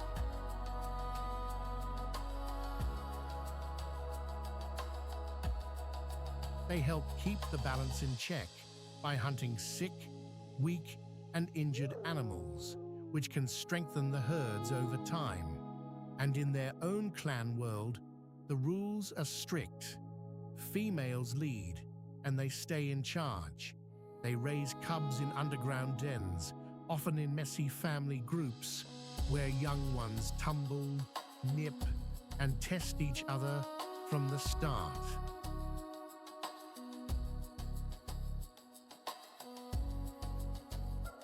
They call to one another with whoops, giggles, and long rolling sounds that carry far over the grass. So the next time you hear that strange, laughing cry in your mind, remember what is really out there. It is not a clown of the savannah. It is a survivor, a hunter, and one of the hardest working animals on the plains.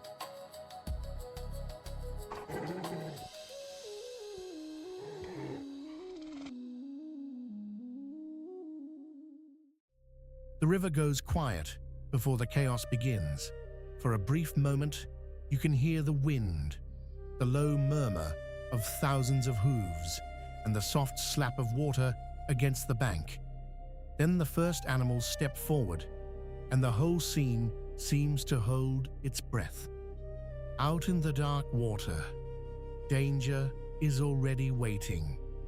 This is the Mara River crossing, one of the most dramatic moments in all of Africa.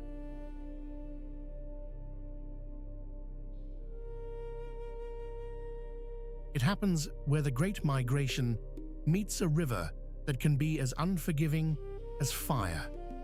Here, wildebeest, zebras, and all the predators that follow them are locked in the same desperate story. At the front of the crowd, the brave make the first jump.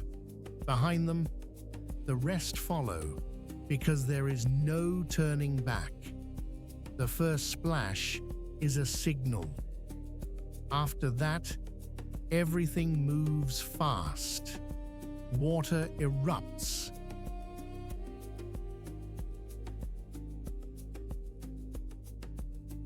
Hooves churn mud into foam. Zebras plunge in close together, their legs pumping hard. Wildebeest push forward in waves, driven by instinct and fear.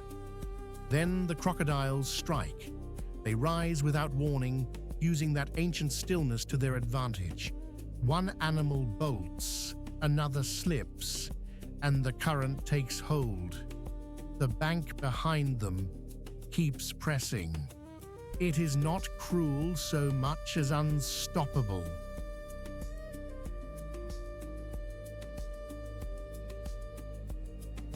Up on the far side, exhausted survivors drag themselves out of the river and gather into a trembling mass, breathing hard, alive, changed.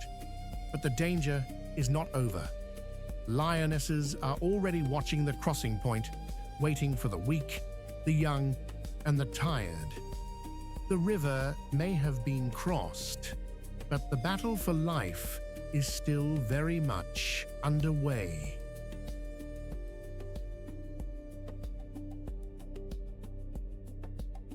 And when the dust settles, what remains is more than a struggle. It is a reminder that every safe step in the wild is earned the hard way. Here's the strange truth about the wild. The fiercest battles are only one part of the story. Just as important are the births, the migrations, the dry seasons, and the long, patient moments in between.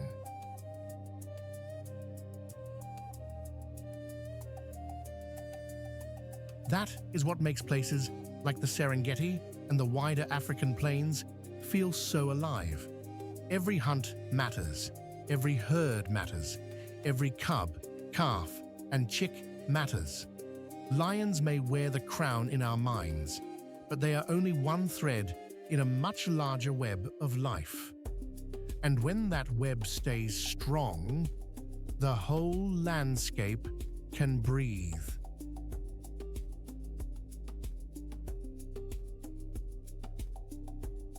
If these wild places have stayed with you, please like this video, subscribe for more journeys into nature, and share your thoughts in the comments. Tell us which animal or moment you'll remember most. Thanks for spending this time out on the plains with us. Until next time, keep your eyes on the wild and your heart open to wonder.